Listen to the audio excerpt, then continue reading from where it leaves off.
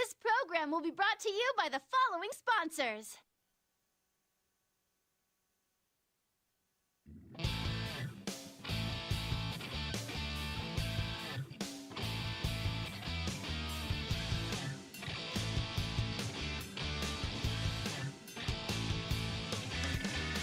It's a wrong road.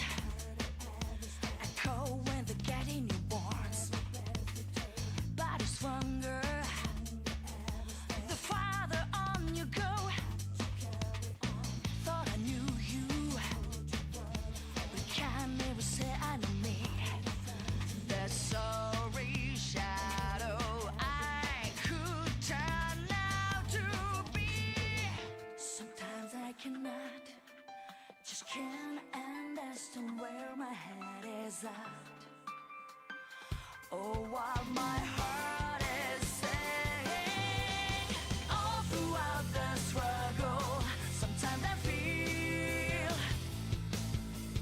I can't shake the habit. I just can't wake up. But I know in the end I'll be the chill. 'Cause the road will go on with me or without. Making no compromise. Fighting for a better life. Persona 4 Arena. Okay, welcome back yet again, friends, strangers, and enemies. So, yeah, last time around I was hoping that I would be able to finish up Persona 4 Arena, and, yeah, we're gonna be finishing up now, actually. I made the decision to try to stick through it after my last stream, just, tie up the loose ends and such, but, we had a bit of an incident during the stream, and... yeah, we are going to be finishing this up now, and we're going to be pushing Lies of P to tomorrow during the day, hopefully. Unless something else comes up, we're just going to have to figure it out as it goes. But, yeah, here we go, Yu Narukami, let us continue. Good luck. I think we ended up beating Worst Girl last time around. The winner is you, Senpai! What an utter thrashing! I love all this animosity! These cocky, self-righteous friends showing how they really feel by beating the crap out of each other. That's the real thrill of a P1 Grand Prix! I don't care to hear any more of Teddy's jests. I still have reservations about fighting against my friends, but I know now that there is no other way to save them. I'm resolved to do what must be done. Also, there is no knowing if Teddy and Rise have been affected just like Yosuke and Yukiko had. If they are, then there's no use in trying to talk to them through the monitor like this. That's the conclusion I've come to, but Miss President seems to have other ideas. How much further are you gonna push this? Why are you doing it anyway? These guys are friends! What's so much fun about making friends fight each other? Miss President vents her frustration at Teddy's image on the monitor. But I was a bit surprised at how she worded it. She seemed more upset that he was making friends fight each other, not why he had dragged the entire school into this mess. We've only just met, but she clearly sympathizes with us and understands the pain we're going through. I'm embarrassed, but proud at the same time. A girl with such compassion would be a great student council president. It's no wonder she was elected to represent the school body of Yasugami High. It's alright. Thanks, though. It's not alright! This is... She's still worked up, and she lashes out at me. Perhaps her heart is a little too honest. But her anger sets my mind at ease. She's right. What General Teddy is doing right now cannot be forgiven. I glare at the monitor. Sorry, but you're not getting your wish. What? Did you think this would be all it took to break us apart? That it would make us hate each other? Sorry to say, but that's a huge mistake on your part. I believe in my friends. They'll never get taken in like that. You're so stupid! What kind of sensei are you? I'm warning you now. If you really are Teddy, then we'll get you back to normal no matter what it takes. Even if it costs us our lives. But if you're an imposter, hiding behind Teddy's face, I will make you pay for toying with us.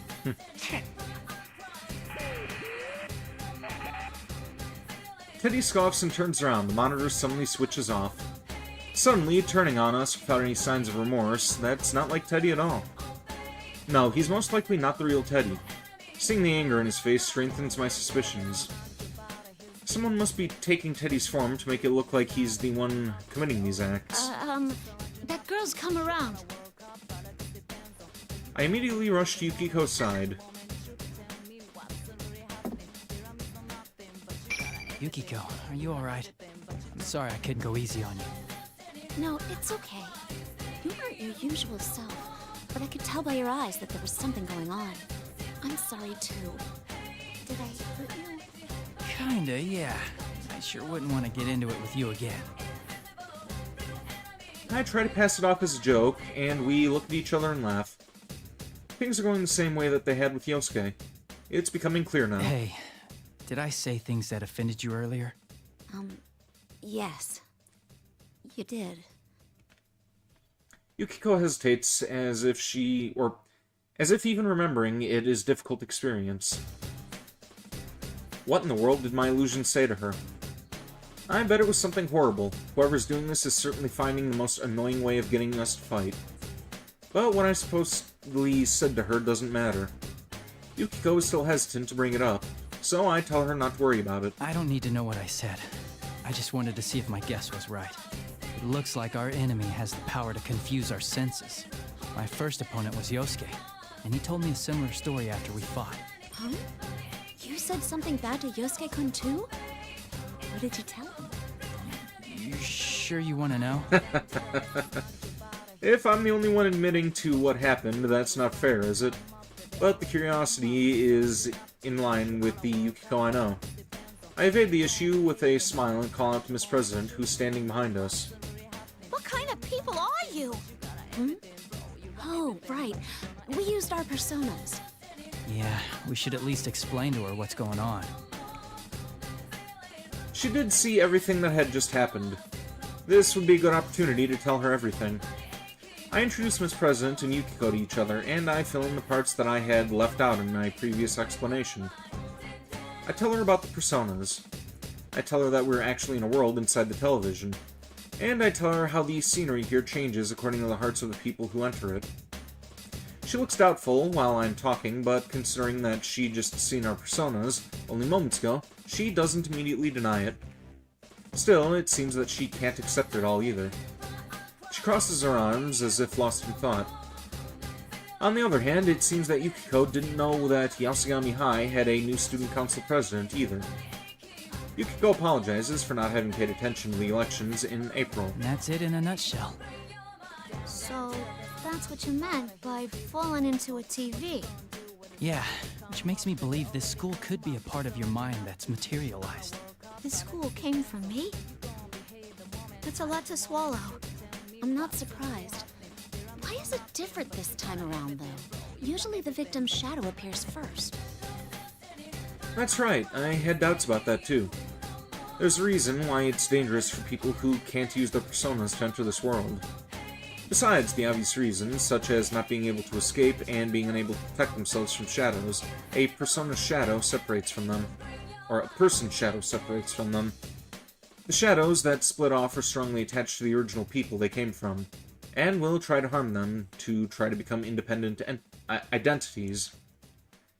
I hadn't given it much thought since Miss President seemed so energetic, but it's still possible that this has happened to her as well. I put this together with the conversation I had with Teddy a moment ago, and I come to a conclusion. Teddy who's hosting this tournament. What if he's actually this girl's shadow? Huh? I noticed he got agitated when I called him an imposter. The fake Teddy would mean he's someone else using Teddy's form. I see. If this place reflects Miss President's heart, her shadow must be here. And right now, the strongest candidate is... That's right. If we both saw an illusion, then at the very least the enemy has the power to delude our senses and make us see and hear things that aren't there. On top of that, it can alter what others hear us say and see us do.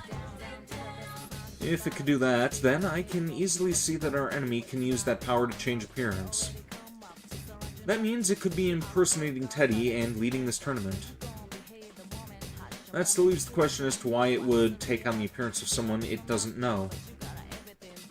I've seen shadows in the past that took on bizarre appearances, but this is the first time I've seen one impersonate an existing person. Does this shadow have some kind of objective? When I come into my senses, I see that Miss President has turned pale and is staring down at the ground. All this talk of shadows in another world doesn't seem to be reaching her. But she seems troubled, thought that she might be causing all this trouble. I'm about to tell her that the actions of the shadow aren't her fault. But Miss President rises to her feet. I'm gonna check out the announcement room. That General Teddy's behind the whole shebang, right? And if he came from me, then I gotta own up to the responsibility. As student body president, I can't let this go. Wait, you're being reckless. We'll take care of the shadow. You need to... What? Get out of this TV world? And how am I supposed to do that? Go on, show me the door. Well... Her eyes are filled with the fires of determination, just as they had been when I first met her. Her sense of responsibility and her awareness of her duty say that she will never back down. Your little cousin's in the announcement room, and you're gonna go save her, right? I might not be as strong as the two of you, but I'm no slouch in a fight. Wouldn't it be better if we went together? No, don't you understand? This world is... I know it's dangerous, but there's gotta be something only I can do to help. Hell, that aside, I can't leave after causing so much trouble. Making friends fight each other. I'm going on ahead. You don't want to waste time arguing, yeah? Miss President declares this in a voice that brooks no argument and takes off running. Yikes, I wasn't expecting her to behave rashly like this. I remember how fast she can run. If I'm going to go after her, I need to go at once, or I'll lose her. Please, you have to go after her. Yukiko sees me hesitate and knows exactly what to say. She's right. There's so much we don't understand, but there's no way the investigation team can let a victim run off to die. Yukiko ignores the fact that I'd been leaving her here alone, and tells me to follow a girl who she's only just met. This is the exact opposite of the behavior she'd been displaying before the fight. Now, that is the Yukiko Amagi I know. I am ashamed that I had even slightly let myself be confused by the way that I had heard her speak before, and I answered her. Thank you. Don't worry about me. I believe in you. Yukiko nods to me, and I turn and begin running as fast as I can. I have to rely on the faint echoes of footsteps ahead to pursue Miss President through the school. I can't use my memories of the school in order to navigate because the invisible walls are everywhere, but the announcement room is upstairs. That obviously lifts the paths that she can take. I will catch up with her no matter what. And time for some more gel.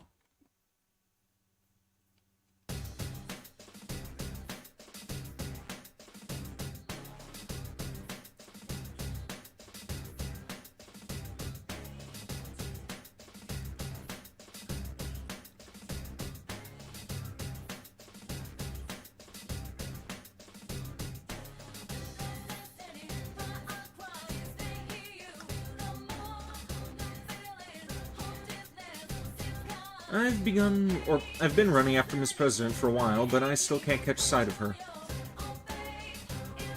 She's so fast, it's almost supernatural. I even begin to think that her path may not be hindered by invisible walls. Wait a second. Now that I think about it, she's not participating in the P1 Grand Prix. She didn't appear in the introduction video, and even though she'd been there when I faced off with Yukiko, she wasn't affected by the rules. Could she be able to walk through these walls? If so, then catching up to her will be quite difficult. Just as I'm thinking this, suddenly a blue door appears in my path. I've seen this before. It is the entrance to the Velvet Room. I don't have time to deal with this, or so I think. But when I consider the timing of its appearance, I can't help but feel there must be a reason for it. I make up my mind and reach for the door. As I walk through the door, I feel a slight sense of lightheadedness, and I close my eyes reflexively. When I open my eyes, I'm seated in my usual position, and Margaret is smiling quietly at me, as if nothing is different. Excuse me. When she sees that I've noticed her, she speaks as if aware of my impatience. You seem flustered, but time has no meaning here. Margaret politely points this out, knowing that I'm in a hurry. Time is meaningless, huh? I thought I had figured out a few things about this room, but it seems that there's still more for me to learn about it. If time doesn't pass when I'm in this room, then I should concentrate on what she's about to tell me. Once again, as if reading my thoughts, Margaret smiles. It seems you've emerged victorious and have come away with a piece of the truth. Though you are in a garden of deceit, you have the vision to go forward. Very impressive. Is that student council president's shadow really the cause of all this, then? Who can say? All I know is that you are getting ever closer to the truth. There is one thing I can tell you. Margaret's golden eyes are fixated on me. If that girl's shadow is the cause of this misfortune, she will face her trial. But it's separate from your fate. You have your own trial to overcome. Keep that to heart. My own trial. I didn't mean to, but I repeat what Margaret had just said. Everyone sees various things in you that draw them to you. Salvation, hope. I myself find fascination in watching over you. Fate may not be the author of your trials, but you are destined to be tested. Margaret smiles mischievously and nods towards me. Another slight feeling of lightheadedness passes, and I return to that otherworldly school. The blue door is nowhere to be found, and as if it had never been there to begin with. I look up. I still don't understand what my own trial is supposed to be. But for some reason, my mind has cleared up a bit.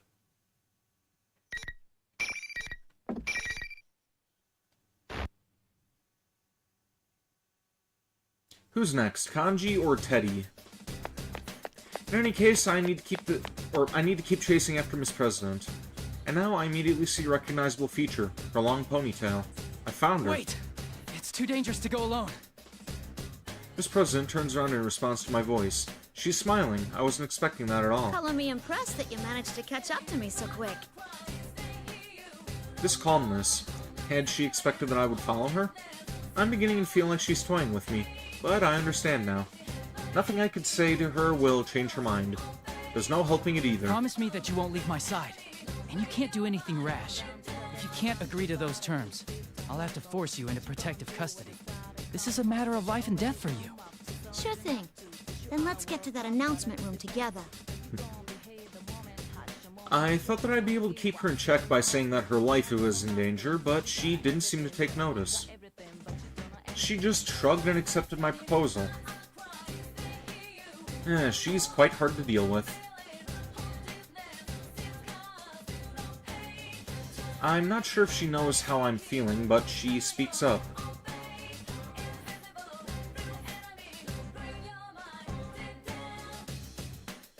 Bear with me for just a moment.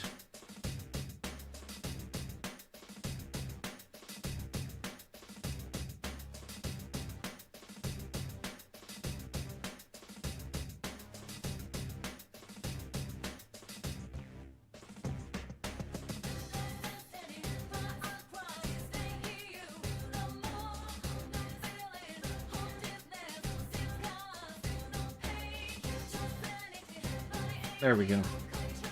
Hey, mind if I ask you something? What is it? There's a moment of silence. Just as I'm about to ask her to go on, Miss President continues. It's tough, being forced to fight your friends, huh? Sorry. You don't gotta answer. She must still be thinking about my fight with Yukiko. True, I'm slightly hesitant to talk about any of this, but it's a question that must be answered. That's how it feels to me. No, you're right. If I could avoid it, I would. But I believe in my friends. You mean your friends won't hate you after the fight? Or you think they'll understand that you don't really want to fight? I don't know. Both, maybe. I mean, there's no way we'd fight each other without some kind of reason. Will she believe that answer? I study Miss President's face. But when she opens her mouth, she has an unexpectedly gloomy look in her eyes. What if you had to kill each other? Kill each other? I truly hadn't anticipated that question. I'm caught off guard by how I hadn't even considered it. It's true, there's no guarantee that this General Teddy won't suddenly decide to make us fight to the death on a whim. Sorry, that was probably over the line. I don't know why I said that. I wouldn't let it happen. Even if I was forced in such a situation, I would never follow that order. That's all I can say right now. But after hearing my answer, Miss President casts her eyes down again. After seeing that behavior, how do I put this, felt a sense of incongruity. What could it be? Something doesn't feel like her. Could Miss President be carrying some unimaginable burden that she has yet to confide in us? Is it so heavy that she would ask the question of me? Speaking of which, if General Teddy does turn out to be her shadow, what does that mean about whatever repressed thoughts she truly has? Suddenly, it seems that her courageous and cheerful demeanor are a mere image of that, and a slight sense of fear chills my spine. My thoughts race through my head while we walk down the hallway. What are you doing?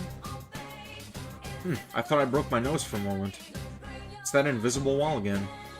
Even though I should have been expecting them, I just relaxed my guard and walked right into one. I hold my nose and wave away Miss President, who looks concerned. There's an invisible wall. I don't think I can go through here. An invisible wall? Oh, that must have been why you broke out of the mime act every now and then. Well, if I can pass through, it must only be blocking the tournament fighters. This world sure is out there. Miss President walks right through the place I had bumped into, so that must be the case. As I imagine, Miss President is unaffected by these walls. Is it because she's not one of the fighters in the Grand Prix? Of course, if General Teddy really is her shadow, maybe the normal rules don't apply to her. The entrance leading into the school's building is ahead of us. But perhaps worst of all is that the wall I just walked into is blocking me from reaching there. I'll just have to find some other way. No, there are walls here too. And the same can be said about the direction towards the entrance. A thought crosses my mind as I check back the way that we came. It's as I thought. Another invisible wall has formed where I just passed through and I can't go back. With walls in every direction, there's nowhere I can go. I'm trapped. And if I can't go anywhere, this can only mean one thing. Oh, excuse me. Be careful. This probably means... The moment I call out to Miss President, General Teddy appears on the monitor in the entryway. It means my third round in the P1 Grand Prix is about to begin. Is your snout okay, Sensei? Jeez, you're such a klutz. You're still using that form? It's getting old. Why don't you just show your true self? Boy, you've gotten peevish. I don't have any idea what you're talking about. I was intentionally trying to rile him up, but he wasn't falling for it. Looks like I'm not going to get him to reveal anything that way. I quickly changed tactics. Okay. So who's my next opponent? Ooh, now you're getting into the spirit of things. Let me guess, you're starting to enjoy beating up your friends? Hee-hee! Okay, with the next challenger, come on down!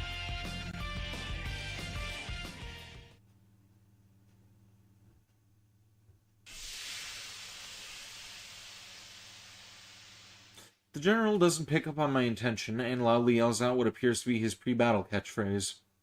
Smoke pours out, and who should appear from the smoke but the person I was expecting to see. 4 of us enter the TV together. I've already fought against Yosuke and Yukiko. Then... okay, Chie time. That's what I thought. You're the last of us, after all. Yeah, I had a feeling you'd be next, too. Chie laughs along with me. For the moment, there doesn't seem to be anything wrong with her words and actions, but I can't let my guard down around her. After all, I'd felt the same way when I encountered Yukiko, too. But as they say, the third time's the charm. I have to see if Chie's in her right mind. Nani didn't get a notification. Well, I'm glad that you're here, Uwu person. Welcome to the stream, how you doing? Chie, you know what they're doing, right? Before I can begin to explain, Chie cuts me Yeah, off. I know. The stuff we say gets twisted around so we end up fighting each other, right? Don't worry.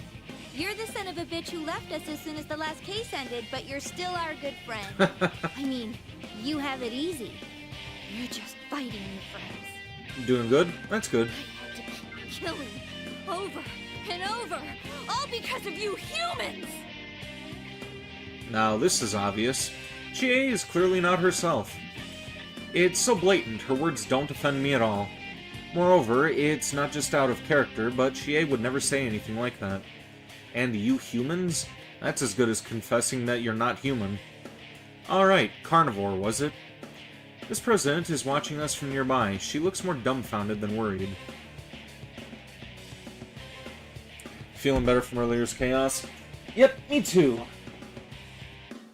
Though I am very, very tired. What Chie said at the end caught my attention. I had to keep killing over and More over. stuff about killing, huh? Miss President was talking about it earlier, too. This must be. It hurts. It hurts. It hurts. Hurts. I'll give you a taste of the pain they put me through! Will this be a short stream? Most likely. I'm gonna be finishing it up, but this shouldn't take me more than maybe, I don't know, another hour and a half tops. She's not even trying to sound like Chie anymore. Can't even begin to understand what she's talking about. But if a shadow is intentionally making people say these things, what does this mean about Miss President? Killing each other? All because of humans? What kind of secret past could the new Student Council President of Yasagami High be harboring? Now is not the time for this. I have to look into this after we've cleared up all the confusion between Let's us. do this, Chie. I ignore her words and draw my sword. Immediately, Risei's voice echoes through the area, as if she was waiting for this. Well, round 3 of the P1 Grand Prix already. Word on the street is that the carnivore may have a slight advantage. Will you, Senpai, all talk and no skill, manage to eke out a win this time? Let's get this show on the road. Ready?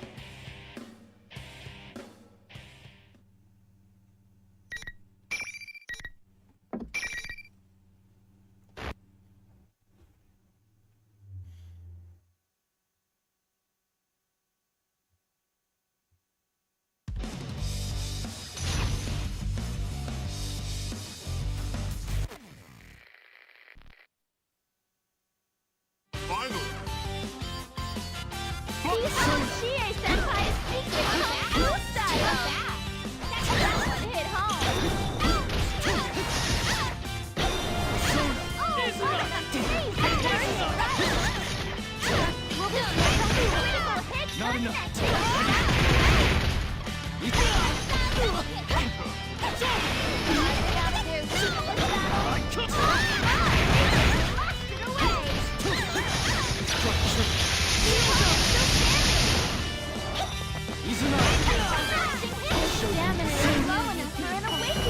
And that's KO. In the end, the victor was no surprise.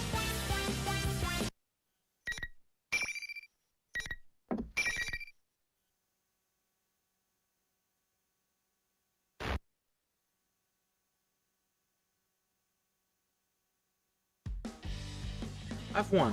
I'll lower my sword and begin slowing my breathing. I don't believe I've injured Chie too badly. Considering this was my 3rd time having to do this, I feel like I'm getting pretty good at not having to seriously wound people in a fight. Wipe that smug look off your face. This isn't fun at all! I am gonna pour myself some cola. I am, very, very, very, very tired.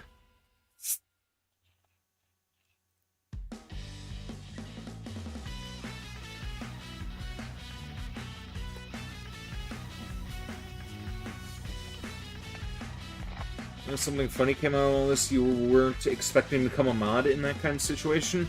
Well, honestly, I probably should have made you a mod, like, sooner than that. I mean, you're always here for all my streams, so, you would have a, good grip on things, I would think. General Teddy has seen that the fights ended without any injuries, and spits his words through the monitor.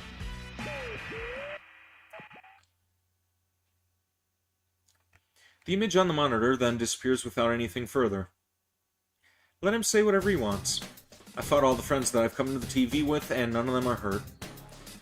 All that's left is to head to the announcement room and make sure that Nanako is safe. And then we'll be able to go home. What are you apologizing for, honey, to you? Welcome to the stream, by the way. How are you doing? I walk over to Chie and help her up off the ground.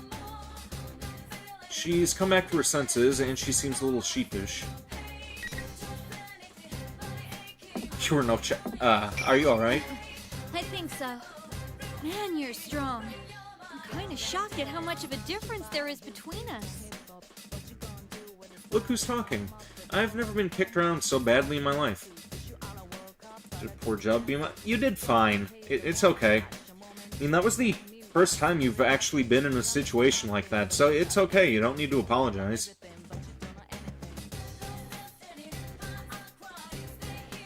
I wait for Chie to reach her feet, and then tell her everything that happened up to this point. So the others are safe too? What a relief. I was pretty worried. Chie is so relieved that she sits down on the floor once more. I can't help but smile at that reaction. She really does care about her friends. Yeah, these are the people I believe in. Jackalaka wiped the floor with her job being the mod despite getting the same role at the same time as you. Jackalaka is awesome. Those people creeped you out? Yeah, they were, pretty fucked up individuals, I would say.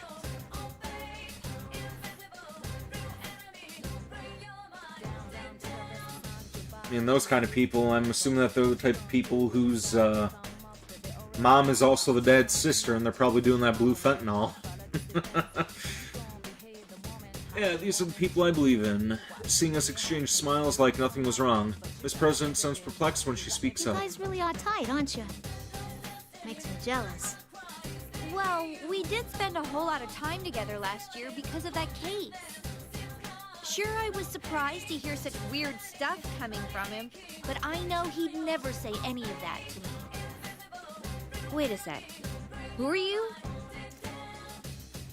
Especially the one dude who asked that question, the comment alone made you fume.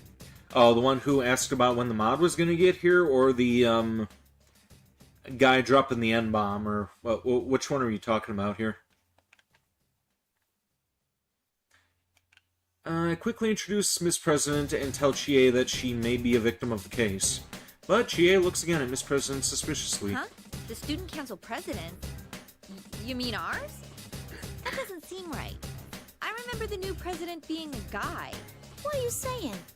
I'm the student council president. Who else would I be? I'm pretty sure, though.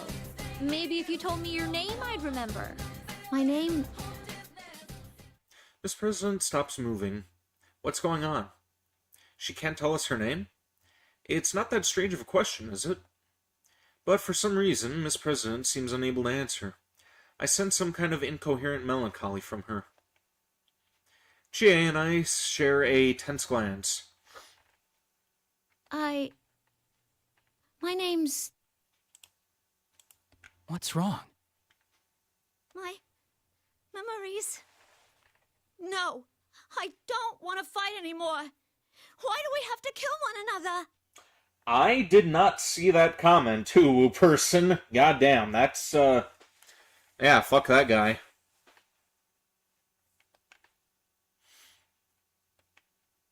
Kill one another. I gasp when I hear the words fall from her mouth. I don't know what's crossing her mind right now, but she's definitely not acting normally. I glance at Chie and try to approach Miss President in the hopes of calming her down. Is it the one that you're thinking of? The one about J-Cups? Like, I wouldn't blame you if you decided to kill that guy, honestly.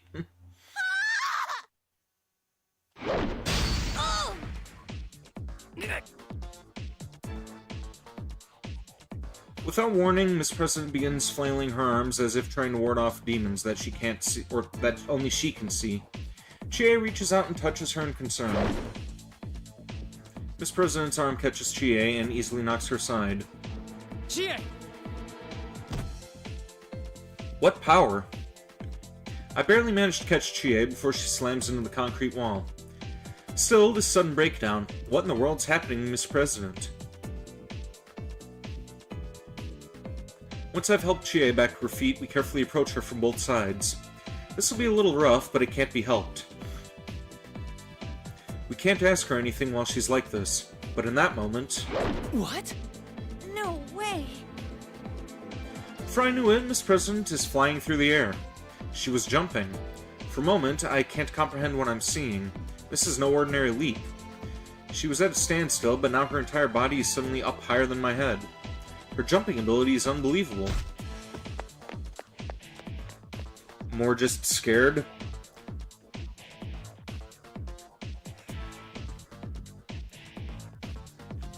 Yeah, I feel for you, honey, O2. Chie and I look up in astonishment at... God damn it, I dropped my dental floss. Hang on.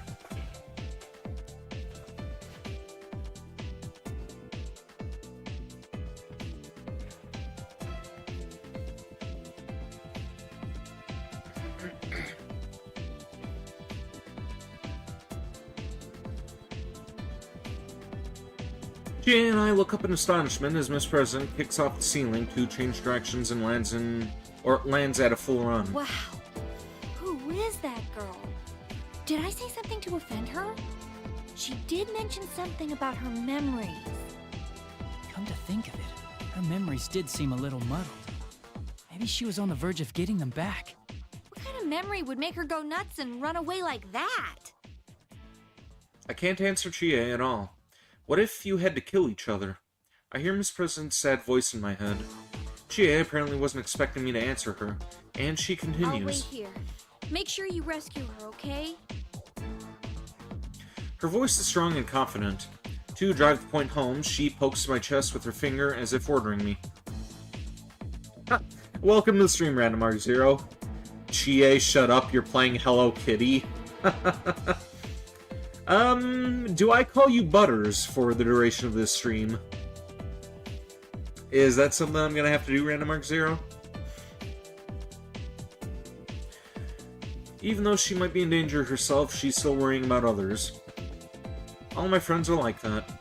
That makes me really happy right now. I ask Chie if she'll be alright on her own. She fires back, let me worry about that. Who the hell is Butters? From South Park.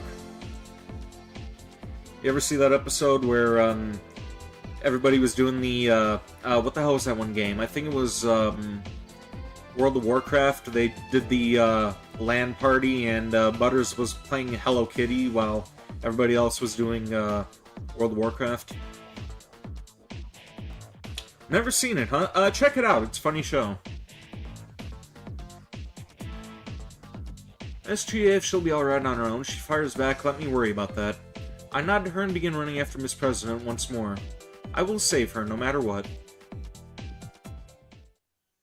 You didn't see anything of the show? Look it up when you get the chance, it's funny.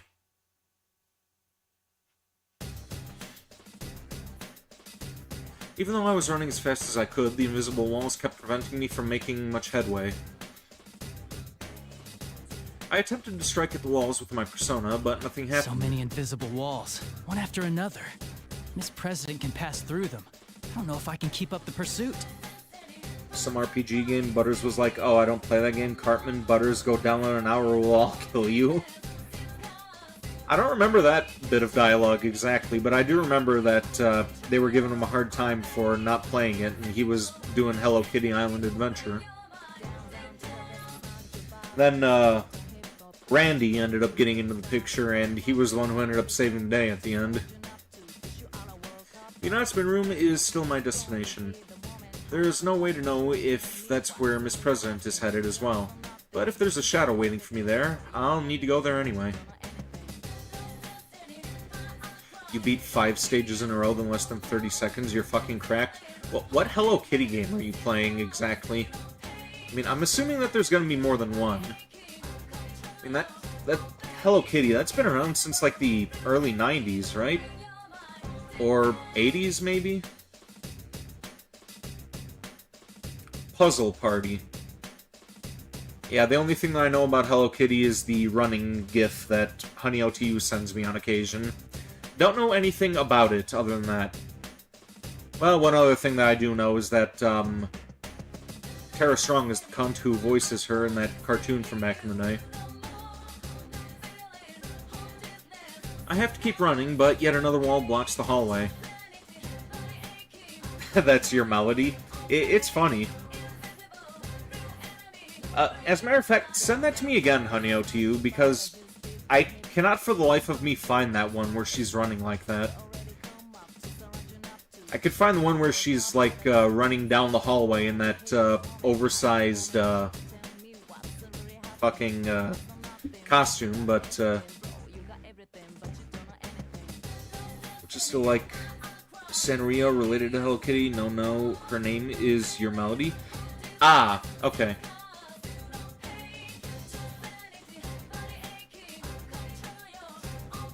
At first, I think that this is a dead end.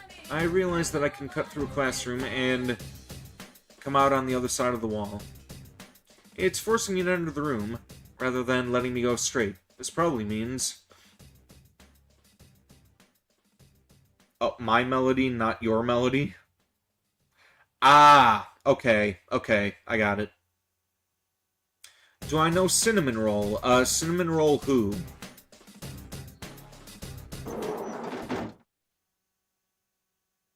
The moment I step inside, a familiar voice echoes in my mind. Hi. Senpai! Can you hear me? Please answer me!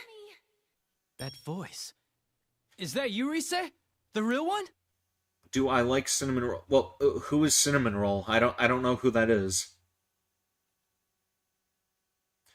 Her voice isn't coming from the PA system. I'm actually hearing it in my head. This has to be the work of Rise's persona. Thank goodness.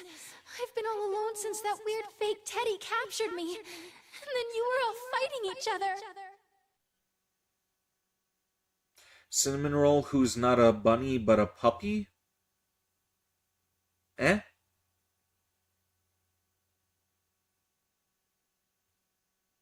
With your mod powers, you could go to channels now and block? Nice. I could hear the relief in her voice. She sounds so different from the insensitive and rude voice that had been coming from the PA system. Okay, two of you just sent me something at once. Alright, let's check out what Random Mark Zero sent first. Oh, that... I recognize that thing. It's cute. I don't remember where I've seen it before, but yeah, it's cute. Oh, and Honey OTU sent the same thing. Yeah, adorable. I like it.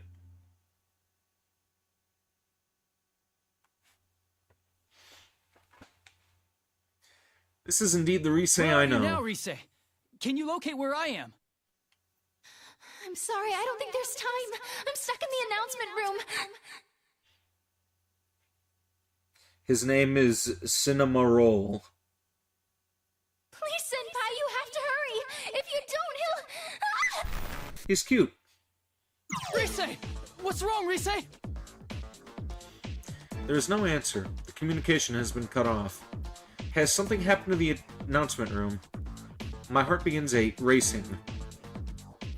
The enemy made us fight each other as participants in this tournament, but they had captured Rise as well.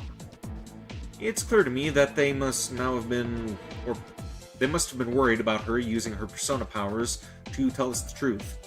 But that's not important right now. If she was just captured to prevent her from contacting us, then the enemy must think that, or of Rise as being less valuable than those who had to fight. She sounded okay, but who knows what might happen to her now. I have to hurry. Pardon me for interrupting while you are lost in thought. I guess. A hand brushes my shoulder. In surprise, I jump away and draw my sword. I can't believe that I let myself get so lost in thought that I don't notice until they touch me. This is the second time I've let myself get so distracted. I've gotten used to having my friends with me while we investigated last year. I can't pay attention to the entire world on my own. I need to brace myself. I look up and see another unfamiliar face. A girl with blonde hair and striking blue eyes. Wait, a girl? Her face and voice seem human-like, but the rest of her, there's metal everywhere all over her body. For a moment, I wonder if this is just an elaborate costume, but I could see the interior framework of her body where her joints connect. I didn't mean to startle you. You're, It's nice to meet you. My name is Aegis. And no, I am not human. You and me when we don't know what the other is talking about? Cats hitting each other, huh, Random Mark Zero? You are the one from the introduction video, listed as the Sister Complex Kingpin of Steel, Narukami-san. Correct? The question catches me off guard. I wasn't expecting a complete stranger to call me that.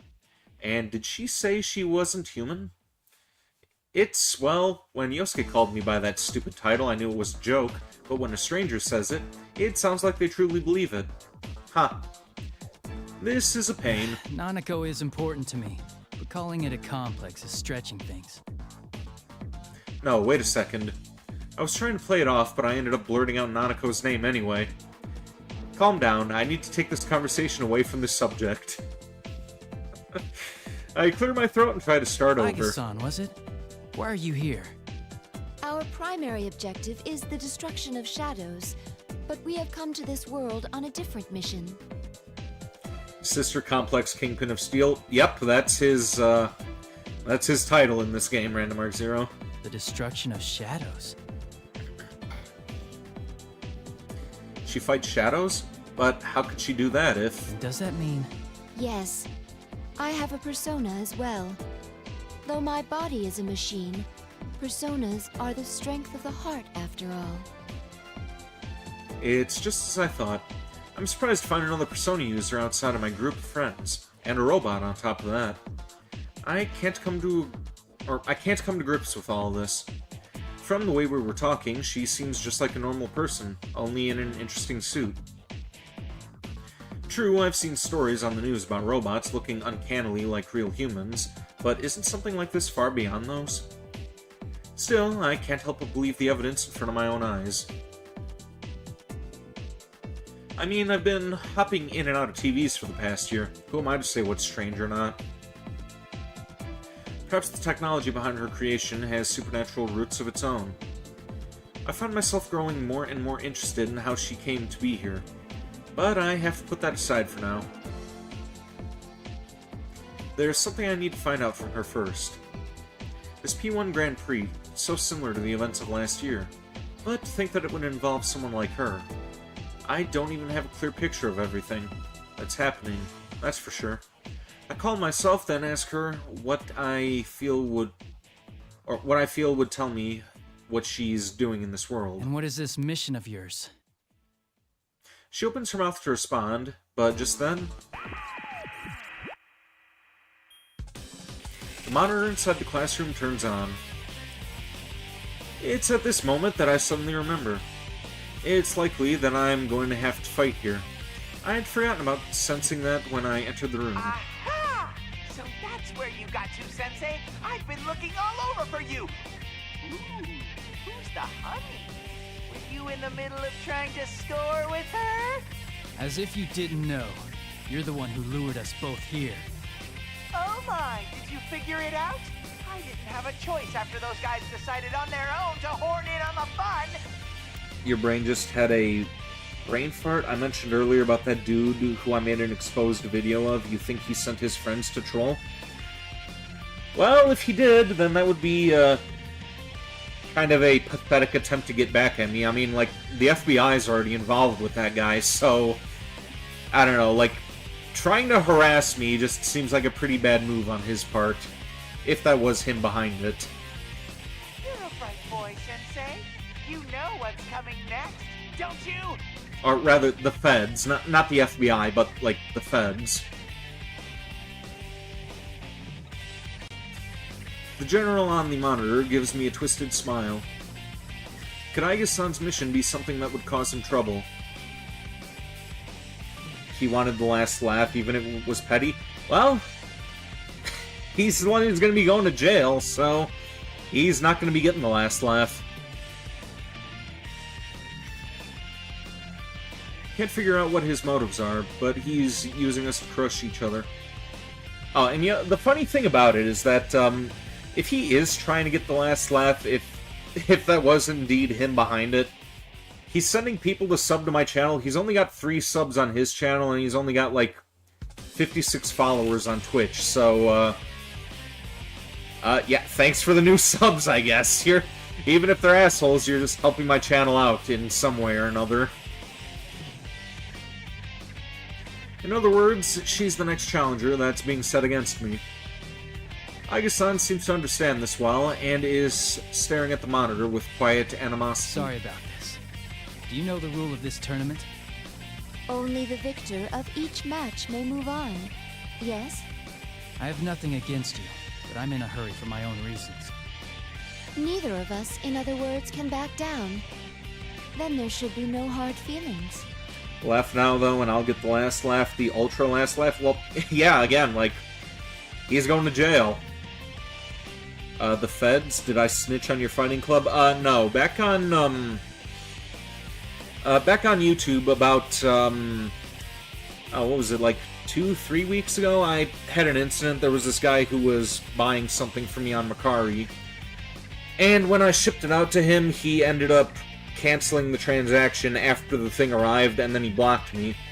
So I reached out to him, told him to ship the thing back to me, and he ended up blocking me again. So I put him on blast, and I reported him to the postal inspectors. So the feds are involved, they're investigating that, they're gonna throw him in jail, and yeah, that's that. I ended up getting my money from Mercari, which was pretty cool, but still reveling at the thought of him rotting in jail for the next couple of years.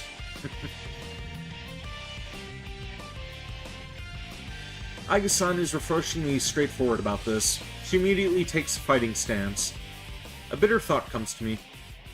It's tough being forced to fight my friends, but for some reason having to hurt someone that I don't even know is tougher.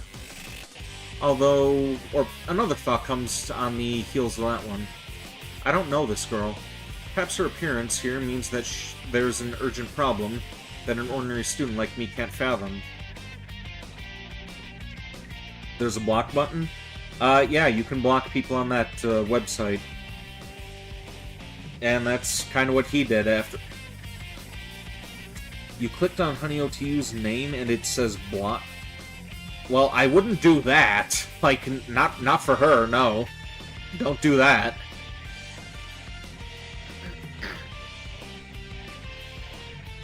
What gives me the right to stop her on this mission? Shouldn't I know what's at stake before I take that from her? Cool, you thought that I snitched on you, accidentally breaking someone's fingers. Talking about breaking fingers, I almost broke my own fingers trying to twirl that new shotgun that I got. I still do not know how Arnie did that back in T2. Perhaps the enemy doesn't care about clouding the minds of people who don't know each other. Oh yeah, also when I ended up cocking the thing again, it ended up like smacking me in the shin, so I got a bruised leg now as well. If we're still capable of understanding each other, then we should talk this over before we do anything. That will not do. We will speak more of this after one of us wins. Aiga-san says this so quickly, it's as if she's reading my mind. For a moment, I'm struck by how she could have known that I was thinking that, but I realize that she's right. What good would it do for us to talk things over? True, the loser cannot leave the room, but until we have a battle, neither of us is going anywhere. Or how Leon does it with the skull shaker, or whatever the name of the shotgun is. Well, Leon, he kind of like, he kind of twirls that with both hands. That's actually probably more manageable. Let's try that real quick. I actually have the shotgun down here with me.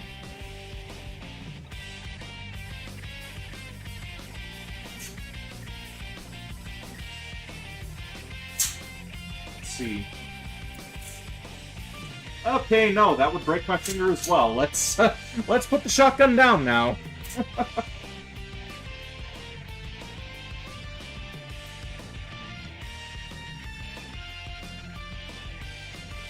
Make sure it's empty, you dumb gun addict. Well, of course it's empty. Like, this thing is gonna stay unloaded. Because this doesn't have a safety feature on it at all. And honestly, I would be pretty nervous about keeping this thing loaded unless I was actually at the range using it. Like, the breach to load the shells into it, like, you have to actually pull the lever up and cock it. And then you, like, go into this port that's initially hidden, and you slide the shells in there to be able to load the thing. Then you cock it again, and then you fire it. But, yeah. This thing is staying unloaded unless I'm at the range.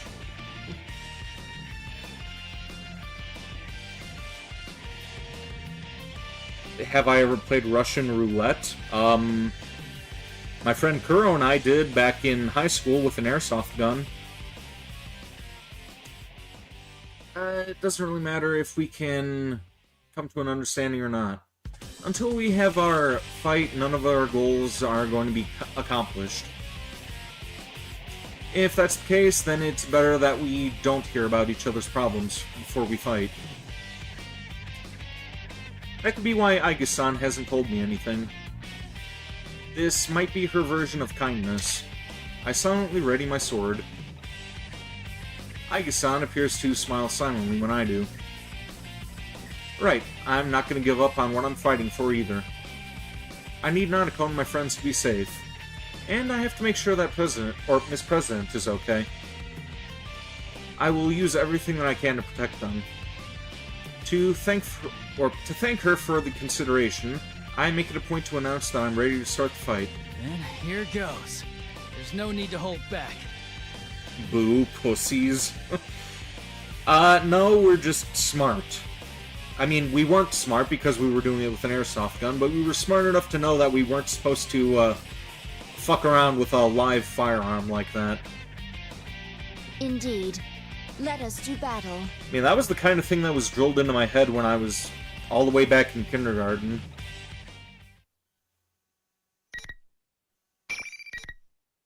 You played it with a shotgun since there was no pistol? Oh, are you talking about that, what the hell is that Steam game that, Mori Calliope was doing? You're talking about that game, right? That Russian roulette with the shotgun and the card game or whatever? I know what you're referencing, I just can't remember what the damn name was.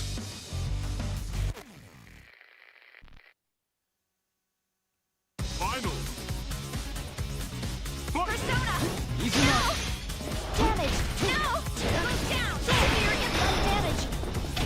Severe impact! I'm going! Here I go! Move down! Persona! Damage! No! No! Shield up! I must simply brace myself. Check! Move down! Or emote cock destroy heavy damage! No! No, you mean you played it with an actual...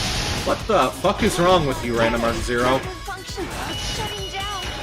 And people say I'm crazy.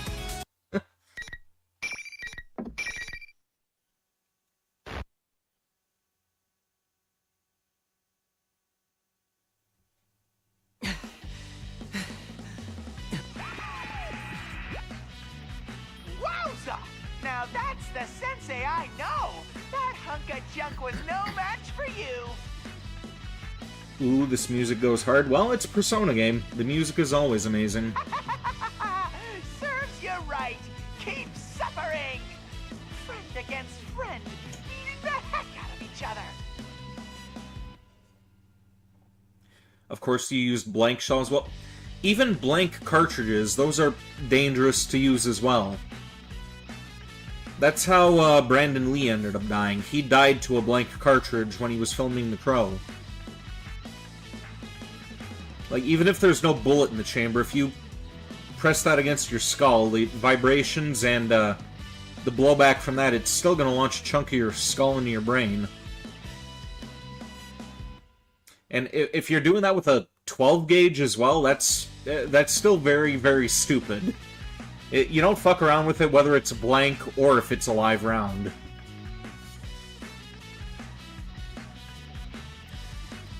She was made to fight the shadows, but I had no idea what she was capable of. I feel like my mind's been drained even more than my body. It angers me to see that the General is watching over us with an expression of joy, as if we were some performers for his amusement. I look up and glare at the monitor. I don't know why you're making us fight, but it's pointless. We aren't fighting because we hate each other. The reason we can fight is because we respect and trust each other. A low growl. That's the only sound I hear. The real Teddy's never made such a hateful sound. It's actually rather scary. Stupid! You're such a dumbass! What's with you? The image on the monitor distorts along with the outburst. The General is having trouble remembering to act as someone else, and his face bulges and ripples disturbingly as his hate pours through the screen. Any pretense at copying the adorable stupidity of the real Teddy is gone now. I notice that the voice spitting out these hateful words is not Teddy's either. Trust? So what if you don't hate each other? You're not like me! I was forced to fight against my will! I destroyed them with my own hands! You should all have to go through the hell I suffered! See how it feels to destroy everyone you call a friend! If I knew this was gonna happen, I would have made the rules so you had to kill your opponent to move on! The General on the monitor continues to rage. What are you talking about? Why did you set this tournament up? Scary Teddy, is your brain messed up again? The moment I say that, I feel that all the dots have become connected. When Miss President had asked out of the blue if we were going to be forced to kill each other, that ominous muttering of killing one another. Were these bolts something that had come directly from her past? Maybe she has been forced to fight against people she didn't want to fight. Had she been forced to destroy something that was precious to her? There's no way to know for sure, but it's possible. Considering this, it kind of explains why her shadow would have created a tournament like this. That is, she wanted us to feel what she went through. I might not be entirely correct, but I feel like I'm close to the truth. Should I ask General Teddy about my suspicions? But as I'm considering raising my voice... Pardon my eccentric entrance. Oh, Elizabeth. Someone comes crashing through the ceiling. What in the world? I rush over to Aigis-san to protect her from falling in debris. When I look up, I see a young woman emerge from the cloud of dust. While not as strange as Aigis, she seems a little uncommon as well. But even besides that, why did she have to come through the ceiling? The room has doors. That's just part of the Elizabeth charm.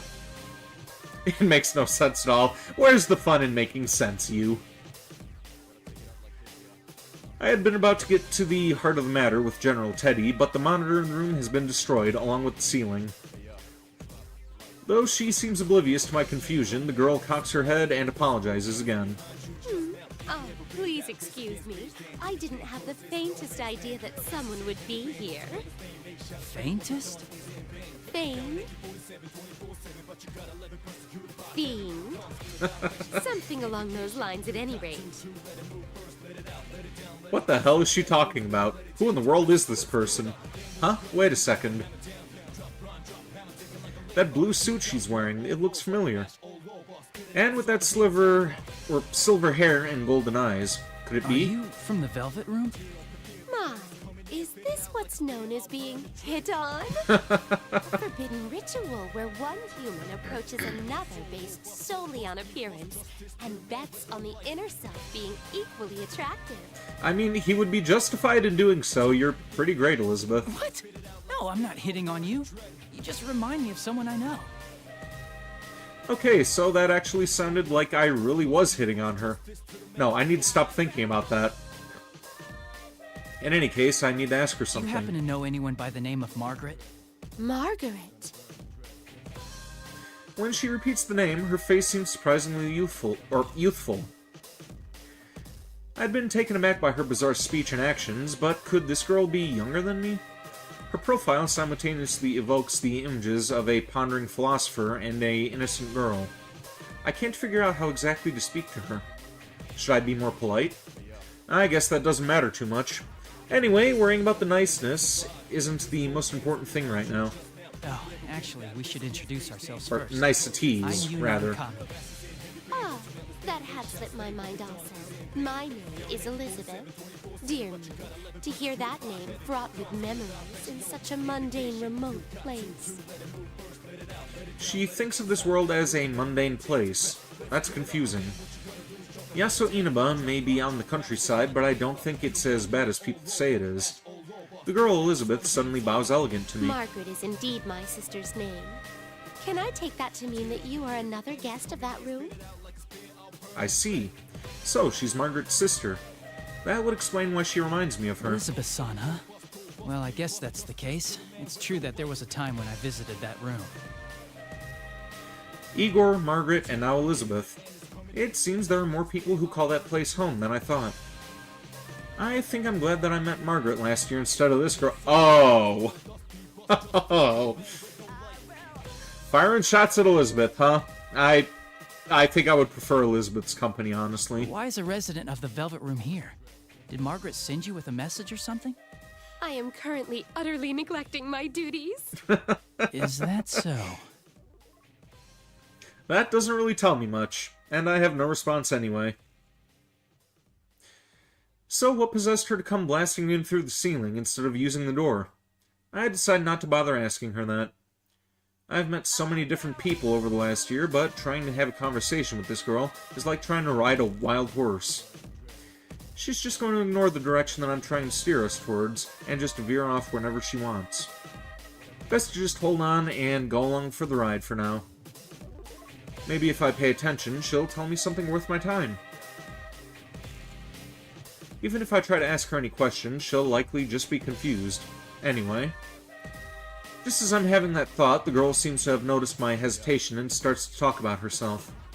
Her eyes are lit up with the sincere passion. She really is a hard one to read. I have a certain desire. It may take a very long time for it to be realized. In order for my wish to be granted, I require a power much greater than what I have. The power of the wild card that changes bonds into string. I have a feeling that the key lies there. I know a little about the wild card, but I feel that the first glue to granting my wish lies within that power. glue? Flu? Influenza. Something along those lines at any rate. She's having trouble coming up with the right words, but I can hear the sincerity in her speech. Probably. In other words, I think she means that the power of the wild card is related to her desire and came here. I don't think it's worth it to ask how she knew that I had the power, or where she found out about it. Just as I'm struggling to follow the meandering path of her conversation, she brings up an outrageous suggestion. Might I suggest that you and I fight? I what? Someone please tell me how she reached the conclusion that this was a good idea. I don't think I have a chance of talking her out of it, though. But, of course, I'll have to try, so I say... We're going to fight? Oh, how excited this is making me. My expectations are ascending skyward at Mach speed. To be direct, I'd like for you to show me the potential slumbering within you. Let me make sure of something, just in case. You understand what I'm saying, right? There's no illusions at work? Such parlor tricks can get stuffed. I see. So you're actually in your right mind here. That's kind of, impressive. Well, maybe she understood what I meant when I mentioned the illusions. If that's so, then she at least must have some idea of what's going on around here. And even though she might understand it, she still wants to fight me. I wonder, though, if she's unrelated to General Teddy's plans and invited herself into the tournament, do the usual rules apply? As I think about this, Elizabeth-san taps her foot on the ground and takes a fighting posture. She really does want to fight. The huge leather-bound book in her hand opens up as if by itself. A torrent of power pours from the open book, with a blue light. I can't believe that this strange girl has such unimaginable power. She seems so aloof. No, maybe more correct to call it a air of imminent violence. Alright. I won't be able to hold back. To be honest, I was really only saying that in the hopes of bluffing her. I have absolutely no room to hold back in this fight.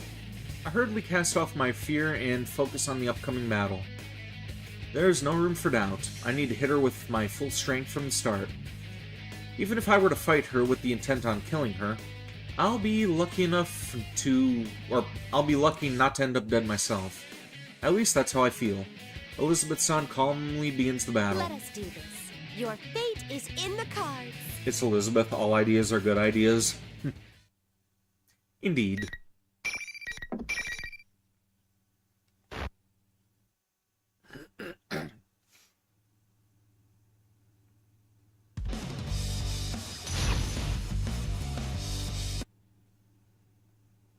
Final. Impressive. Persona summoning. How mean. Impressive. Oh no. Persona! Izunari! Izunari! Impressive. The tech. Oh no. Impressive. Well done. You want to just lift Elizabeth? I want to snuggle her.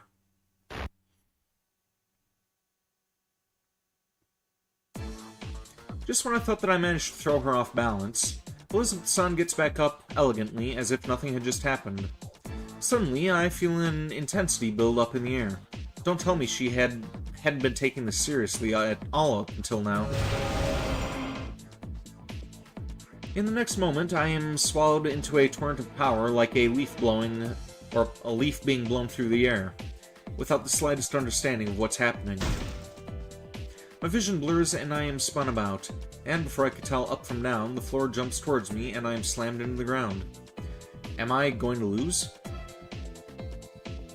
As my consciousness fades, I see the faces of my friends and Aigis-san, all those I had fought up until now. Haha, it's like that story where you see your life flash before your eyes just before you die. Am I dying? Can I really accept that?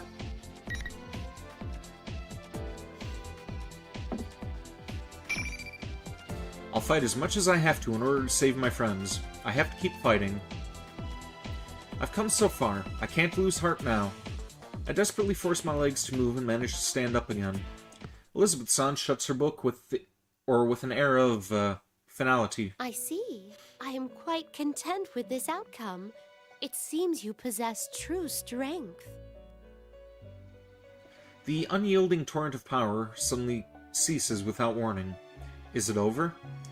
Even as I come to understand that, I continue to stand stock still, unable to move. I believed you were at the limits of your stamina after the battle against Aigis earlier. In actuality, your heart almost gave in during your struggle with me. But each time you faltered, the many hearts supporting you gave you strength, helping you to rise again. Damn, you won, but the cutscene Elizabeth wiped the floor with you? Yeah, she kind of did that in her story as well. She cuts herself off and nods to herself, as if to confirm some suspicion. This was truly an intriguing battle. I believe our encounter has borne much flute. Flute? Flue? Chimneys. In any case, I am quite pleased. Even after the battle, she acts like that. I feel like a fool for believing that she really would have killed me, even if it felt quite real at the time. I can't believe any of this. My legs give out under me and I sink to the ground. Maybe she understands how I feel. Elizabeth-san looks straight into my May eyes. I ask you something? To continue fighting in order to prevent an undesirable future, it is a path of endless hardship. Would you still choose to walk it? Margaret had said something similar just before the tournament had begun. How I can overcome the ordeal concerning last year's case and open the door. Margaret and Elizabeth-san's words come together in my mind. Yeah. Working for a better tomorrow isn't just a one-time thing. the tomorrows keep coming. She blocked the sword with her book. Yeah, that's a pretty badass book. Opening the door is necessary, but it's not what's truly important. What's more important is making sure that you follow the path that's beyond the door. Only once you have that path in mind does it matter whether you have opened the door or not. That's how I feel. I would keep fighting, for the future we want. Elizabeth-san smiles at my answer. It seems the former dweller of the Velvet Room is pleased with my answer. She must have chosen a path of her own at some point, and is doing everything in her power to see it through. Maybe I'm jumping to conclusions, but I feel as if I'm able to understand her a little better now. Well then, it's time for me to bid you adieu. By your leave, I, Elizabeth, am out of here. With this, Elizabeth briskly walks out of the room. She caused me some trouble, but I've also learned something about myself as well. I think I'll call it a draw. As I wave goodbye to Elizabeth, I hear Aiga-san getting to her feet behind me. Are you alright? You shouldn't force yourself to move. I was concerned at first, but Aiga-san doesn't seem to be very hurt or damaged, or whatever you would say. She was likely just knocked out. I had absolutely no chance of winning if I had gone easy on her either. This is getting ridiculous. You are very kind. We've only just met, and yet you're worried about a machine like myself. Huh? Isn't that normal? Aiga-san laughs at my confusion. Seeing you smile like that, I don't know. I just can't think of you as a machine. You have a heart, right? Then it doesn't matter whether you're man or machine. Aiga-san stops laughing and thinks deeply for a moment. But after a few seconds, she looks back up at me with a serious look in her eyes. You have defeated me in single combat. That will make it difficult for me to continue forward. But I believe I can trust you. Will you listen to my mission directive?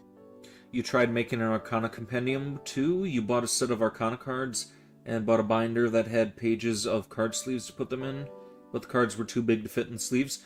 I actually have the Persona 4 tarot cards. That's actually next to my pile of games across the room. I have no reason to say no. I look Aiga square in the eyes and nod reassuringly. And so Aiga-san told me about her directive, and it was truly surprising. There was another case involving personas and shadows, outside of Inaba, even before our adventure last year.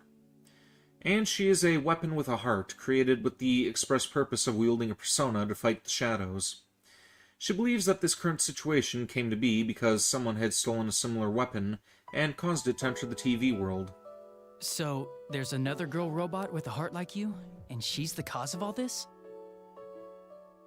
We came to this world to retrieve her. My older sister, the 5th generation anti-shadow suppression weapon, Labrys, is in this world somewhere. Nanako, Miss President, her shadow, and now Labrys. I have a mountain of tasks to accomplish now. But even though I have a lot to do, I can't ignore any of it. Tell me more about Labrys, and I'll do what I can to help you get her back. Which comes to mind, why do the Persona Arcana cards in Persona 5 look different?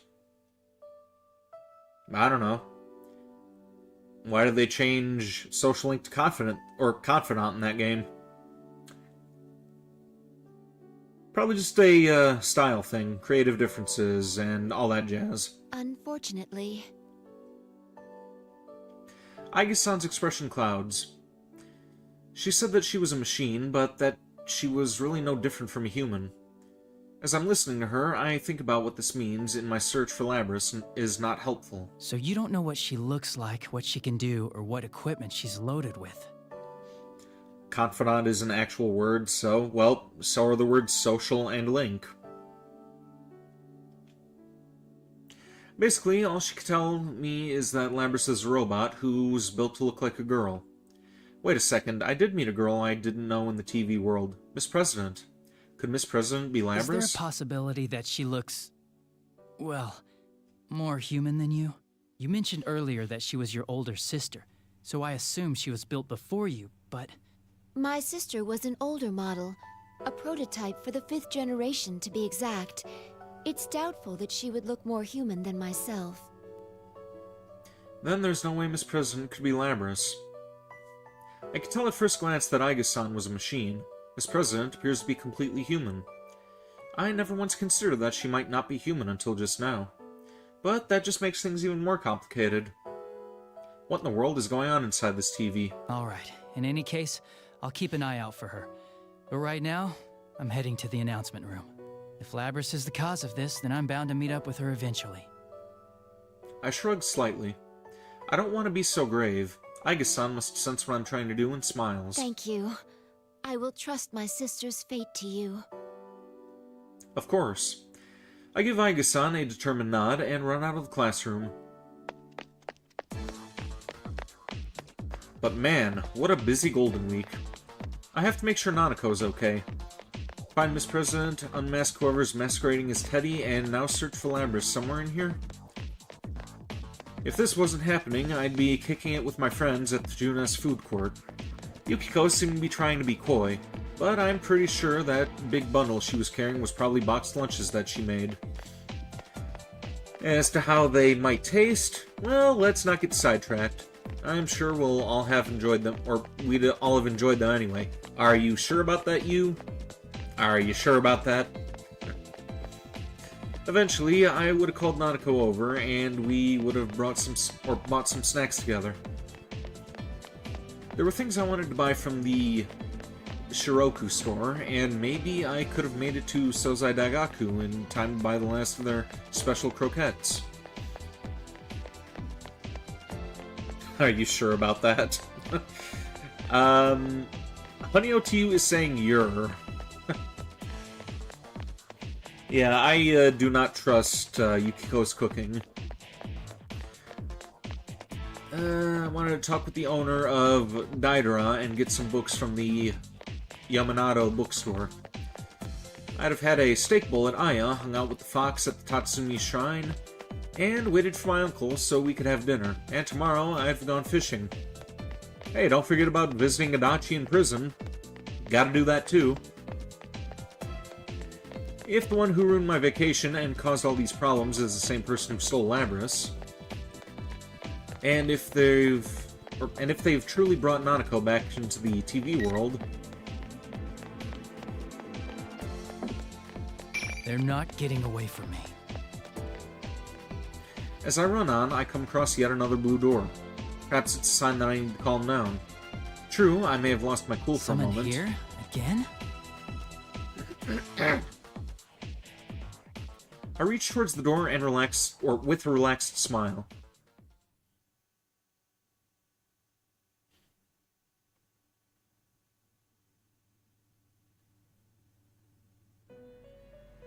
Let Adachi rot in prison?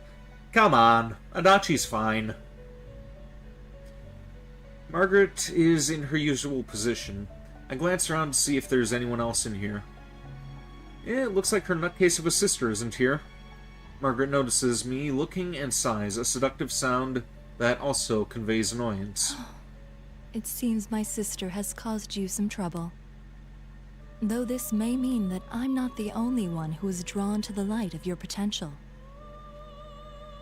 There's a hint of tenderness towards her sister in her words. His actions aren't just. Well, he kind of redeemed himself in Ultimax, though. I mean, he's still kind of a nut, but he's better. Like, he had a bit of a redemption arc. Her sister must be important to her. I can tell from the look on her face. Do I look like that when I talk about Nanako? Margaret pulls herself together and speaks again. You have gained a new resolve by overcoming many doubts and falsehoods. A new resolve. I find myself nodding along. You have reached the threshold of truth. But man's hearts are mutable. That is why a resolve to continue fighting is more important than any one victory or defeat. Yeah, I understand. But this will be a difficult battle without end. Are you equal to the challenge? The way she puts it makes it seem as if she was testing me. I don't respond immediately and think about the question. It would be lying to say that I'm not worried. I know that my heart can be swayed by change. There is no knowing what'll happen from moment to moment. But even If then... I have my friends, if I'm not alone, I can do it. I see. Margaret nods slightly in response. I have heard your answer, but it's not enough. Remember what I told you before? The heart is shaken more by a single action than by 1,000 words. As she smiles, my vision begins to blur. I hear her words being repeated. I've reached the threshold of truth. Everything that's happened during the course of this case runs through my mind. Excuse me. The new appearance of the TV world, this tournament pitting us against each other, the student council president, and a fake Teddy.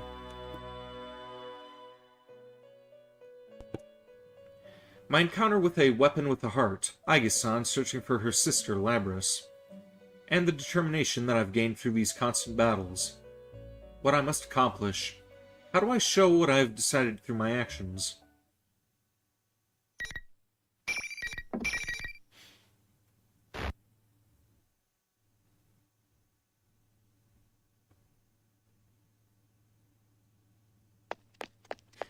It seems that the number of invisible walls has decreased.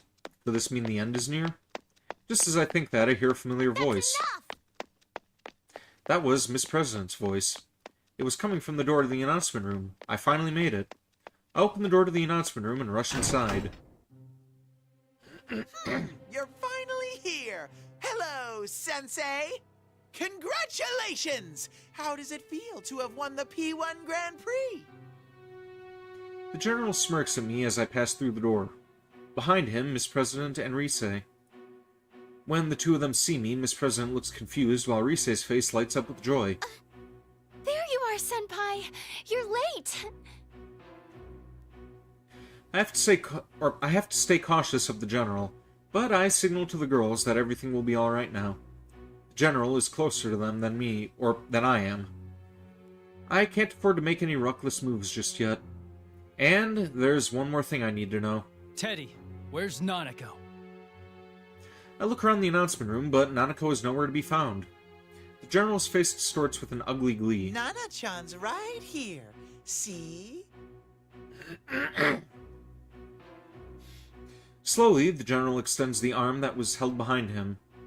And there was Nanako. Her arms are clutched to her chest, and she slowly takes a few steps towards me, obviously frightened. Nanako! After taking a step forward, I noticed something bizarre. The General disappeared. For a brief instant, my full attention had been focused on Nanako. The General had been standing directly behind her, but now he's gone. How could he have gone somewhere else that quickly right in front of me, without me noticing it? Bro... While I'm confused about the General's disappearance, Nanako weakly calls to me. Nanako's obviously been weakened by being in the TV world. She totters towards me unsteadily, looking ready to collapse at any moment. I could think about the General later. I have to save Nanako right now. As I reach out to her, Rise yells. Senpai, no! Nanako-chan's not there! Nanako's not there? What is she saying? She's right here. Just as I'm about to say so, my hand stops. Something's not right.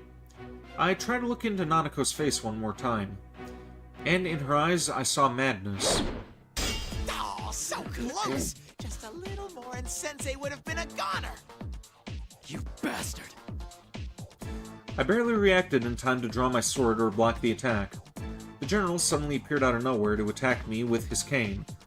And I got a good look at him as our weapons clashed together. I see the madness on his face, the same madness that I had seen in Nanako's only a moment ago. Ah, you got reminded Nanako's death? Yeah, it's kind of a hard scene to watch, isn't it? That's why I noticed that Nanako has disappeared. What's going on? You've got it wrong, Senpai! It's all been him from the beginning! He can make whoever's looking at him see him as someone else! So he's not actually taking on other forms? No, he's just distorting the things you see and hear!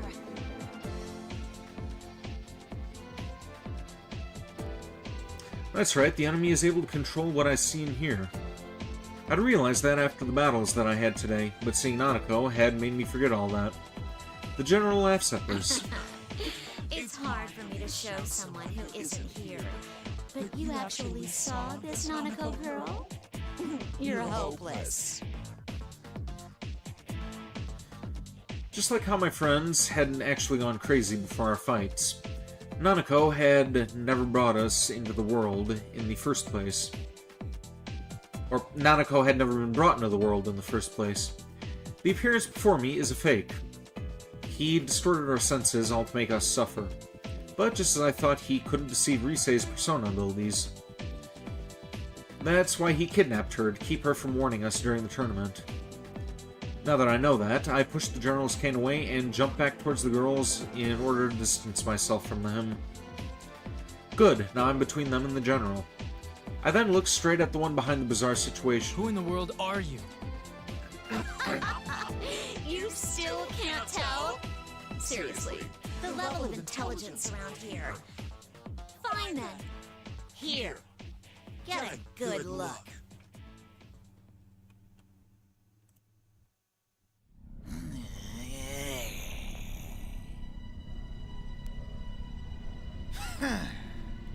Time for some Christmas chocolates.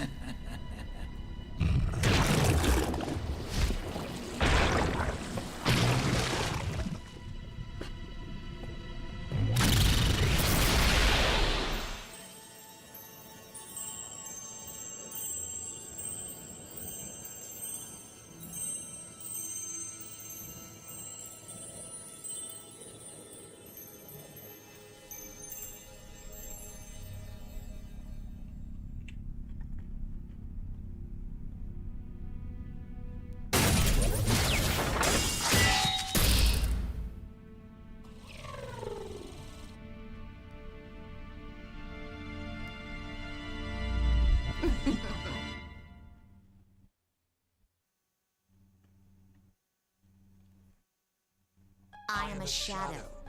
The true self. That's my face. I saw metal limbs, golden eyes, and a ponytail. And a mirror image of Miss President's face, even though she was standing behind me, trembling. How about it? You wanted to see what I am, didn't you? Why does she look like me? That's its true form. That thing is your shadow. This is a shadow? She really came from inside me? Risei tries to call Miss President, but the girl shakes her head in denial and squeezes her eyes shut. While Miss President refuses to look at the mechanical-looking being, I now understand what's going on. Because this isn't the first time I've seen a robotic girl before. All the facts match up. The way she was able to run so fast without so much as breathing heavily, even in the TV world. The sense of wrongness that I'd had when Miss President had asked me about killing my friends. The way she avoided telling me her name, that superhuman strength when she hit Chie, and that incredible jump to get away from us, and the Shadow's ability to interfere with the senses of other people. Just as Margaret had said, all the pieces of the puzzle were laid out before me. They've all come together, and now I can see the truth. She is indeed Labrys. Labrys, another weapon with a heart, stolen by someone unknown and thrown into the TV world, created the school and forced us to fight our friends. This deep-rooted depression regarding her past memories, all of this took the form of Labrys' shadow, who manipulated everything here. Labrys, don't look away. If you don't accept her, she'll get even stronger. Miss Labrys, only shivers when I call out to her. There has to be some reason why she believed that she was the student council president. But that's just a disguise, more for herself than for us. No matter how comfortable it is, it's only really there to cloud the eyes from the truth. Or her eyes from the truth. I don't know what your past was like. It must have had some painful memories. But you have us with you now. We're going to get you out of here. I call out to Labrys while keeping an eye on the shadow. A shadow is the darkness within a person's heart. Unless it is accepted by the person it came from, it will never disappear for good. But with that in mind, all we can do is watch over her as she accepts this darkness within her. We'll have to protect her when the shadow goes berserk and tries to kill her. But Labrys continues to shake her head and tremble violently. My words aren't going to get through to her. You hear that, me? Your friend is trying to tell you something. Too bad he doesn't understand at all. His friends are so hopelessly naive. The shadow laughs shrilly. It continues to smear more poison into Labrys' heart. I wish I could have made them feel my pain. What it's like having to murder one another. That sadness and pain and anguish. Everything went black, and I was always left alone. I'm a weapon, a machine made only to fight. No human can understand my suffering. Stop! I've had enough. I'm human. I'm not like that. This isn't good. I settle into a fighting stance, ready for anything, though I have a good idea what's going to happen. Oh, you're still clinging to that? Then take a look at what you really are. The shadow's eyes gleam with golden light. The change begins immediately. A shimmer runs across Labrys' body, and instead of the normal human girl there had been a moment ago, she has a metallic body just like her shadow. No! No!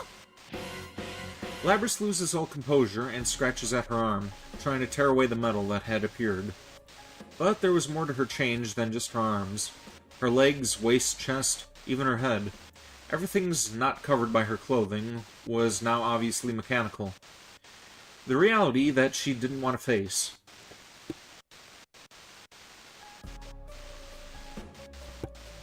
There are no words we can say to her.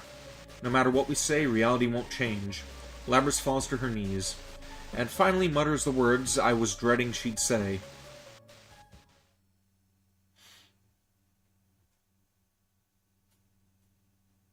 You're lying. This isn't real. I'm not a machine. You're not me! She's denied the truth of the Shadow's creation. With this, the Shadow's face twists with an evil rapture.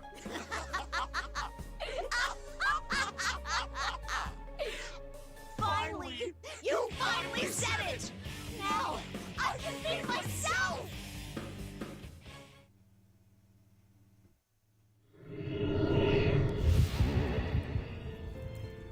Yes! The power!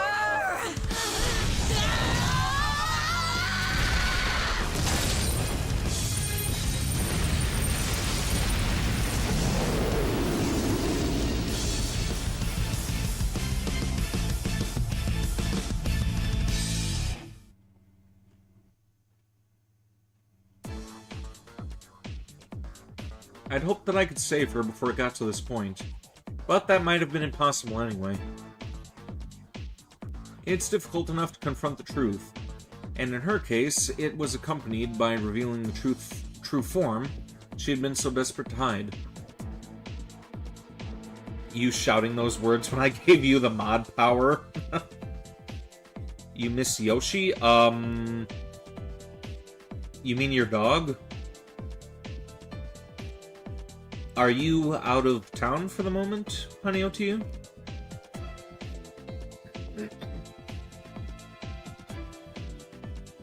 The truth she was avoiding wasn't just part of her personality, but her actual body itself. I can't imagine the shock she's experiencing. But now that the reality she built for herself has crumbled, I want to help her. She may be a machine, but she has a heart. Oh, you're staying at your brother's? Alright. Will you be back at home on Monday, by chance? Because I believe that's when your gifts are arriving. Labrys has denied her past in which she was forced to fight and kill her friends, and her pain comes in a long, echoing stream. Or scream. What has to be done to a heart to cause such terrible screams? There's only one thing that we can do.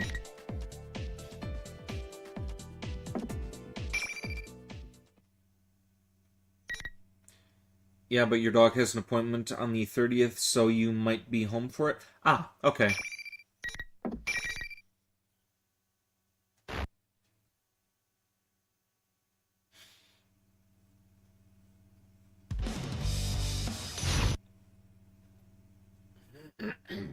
Final. Fight!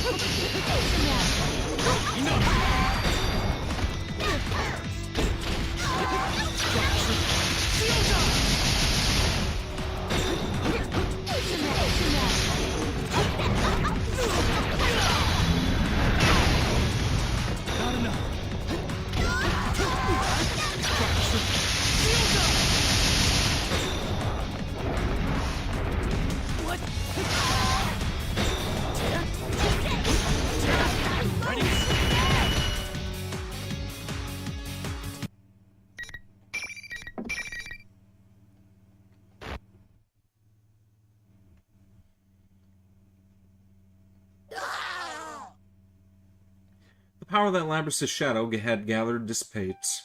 It's over. All that's left is for Labrys to accept the darkness within her. But will she truly be able to do it? I turn around, but Labrys hasn't moved a muscle. She had been avoiding having to watch the battle just now as well. What more can I do for her? The moment I call to her... There they are! Yugen! Labrys! If this game was going at it following the cutscenes where you're exhausted after every fight, where your health bar was the same after every fight, it would be Yeah, no shit. That would be ridiculous. Sister, Narukami-san. Chie and Aiga-san, and not just them. Yukiko and Yosuke are right behind them. And there are even more surprises. Man, as soon as that invisible wall thing disappeared, I knew you did it! Mm-hmm. We ran into Aiga-san along the way. She told us about Labrys and everything. A little late, wasn't it? If someone told me what was going on from the start, I would have... You fell into the TV when you were half asleep! For crying out loud, you really know how to blow it when it counts. Hey! What'd you go and tell them for? I don't think this is the time for that. Huh? Naoto? Yeah, we were surprised too. The job she was on turned out to be related to all this. Kanji, who had been missing before we went inside the TV, and the real Teddy are here. There's even Naoto, who wasn't supposed to have been able to come to Inaba. It looks like the whole investigation team's been brought back together, and I didn't know it. Everyone says that Rise had told them pretty much what had been going on. Their smiles are encouraging. I turn to speak to Labrys, who has been silent all this time. These are my friends. We've all faced our weaknesses at one time or another. Labrys finally responds. Your weaknesses. You've all faced your shadows? Everyone gathers around Labrys. Labrys tries to shrink away nervously, but Rise is behind her and won't let her retreat. Sheesh, enough doom and gloom. If you don't hurry and accept her, she'll get all lonely. But I'm a weapon who didn't want to fight. And I dragged you all into this. You're still hung up on that? It's over already, dummy. Your jumping skills were amazing. But you're surprisingly sensitive, aren't you? What does that have to do with her jumping skills? You're really cute, Labby-chan. You're so meta-luring. Are you all listening to me? Labrys needs to face her shadow now, and... This was going well at first, but now everyone's talking about different things, and we're completely off topic.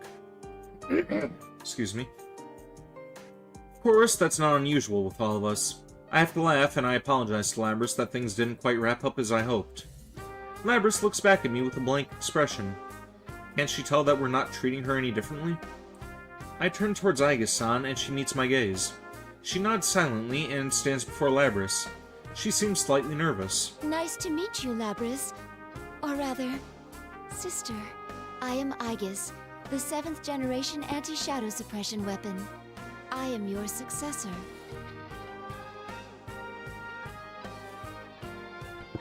Labrys jerks up and looks at Aiga-san. At the same instant, Yukiko gasps in surprise. What? Excuse me, but you're... I mean, are you also... Yes, I too am a robot. It just occurred to you now? Weren't you with her all this time, Yukiko? How did you not notice something like that? That is so like you. Yeah, she's an idiot. What else is new? Once again, everyone looks towards Aiga-san and Labrys, the non-human sisters. Now that I see them standing together, there is something like a family resemblance. Maybe I've just been wrong this whole time. If Labrys is Aiga-san's older sister, then should I be calling her Labrys-san? Well, I guess that doesn't matter. My mission to retrieve you has brought me here. My colleagues are waiting for you. Are they gonna lock me up again? Well, considering all I did, of course they will. Labrys' expression darkens. I hadn't thought about it, but if Labrys and Aiga-san are treated as weapons, it's no surprise that there would be measures to keep them in check. But Labrys shouldn't have to just accept it. If she truly is going to be locked up, I make up my mind and wait for what Aiga-san has to say next but she smiles. We can discuss that later. Right now, there is an important task you must carry out. I gotta do this, huh? Aiga-san quietly points at the shadow that has remained still while we've all been talking. Labrys looks at the shadow and then turns away and casts her gaze down at the ground again. I see. Now I'm gonna have to act. It's okay. We're all right here with you. I indicate my friends that have gathered around her.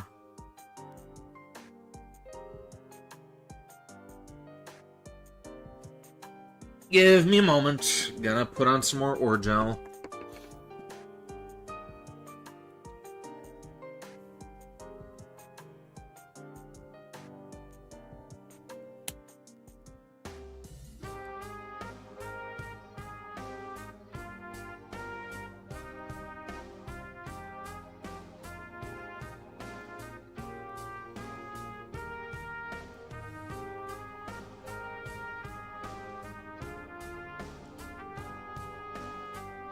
More orgy gel? No, ore gel. It's a numbing gel for teeth.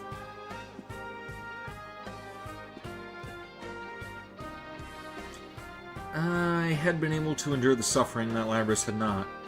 Of course, I hadn't been forced to fight to the death. But the biggest difference between Labrys and me is that I wasn't alone.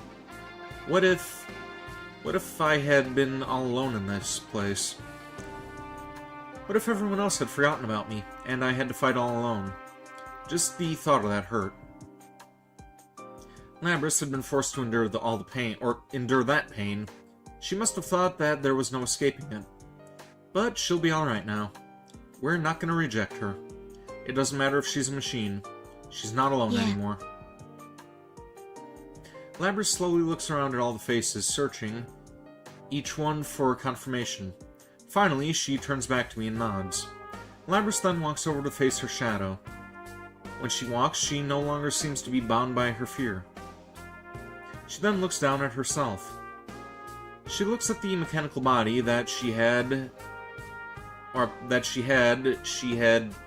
Wait. The mechanical body she had convinced herself she didn't have. Okay, I thought there was something wrong with that sentence. Normally it's a translation error. It's never, like, the same two words in a row. That's right. You're me. Labrys and her shadow turn to face one another, and stare into each other's eyes. She can't avoid looking at the shadow now. You're the way I was on the inside, screaming to be understood. The pain wanting to be known. You're all I couldn't say. You were always inside me. You're me. A machine with a heart.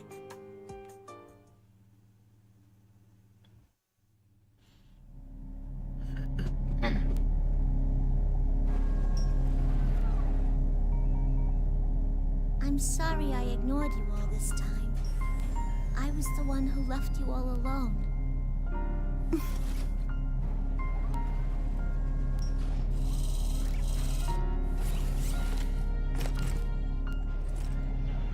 No. You are me, after all.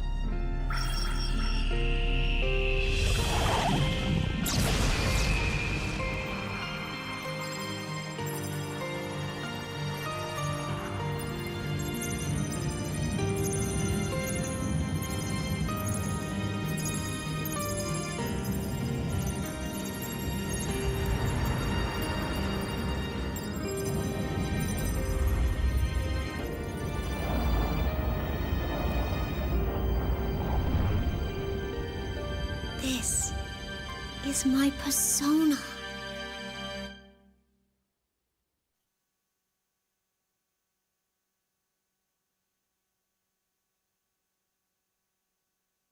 Labrys accepted the existence of her shadow and obtained a persona.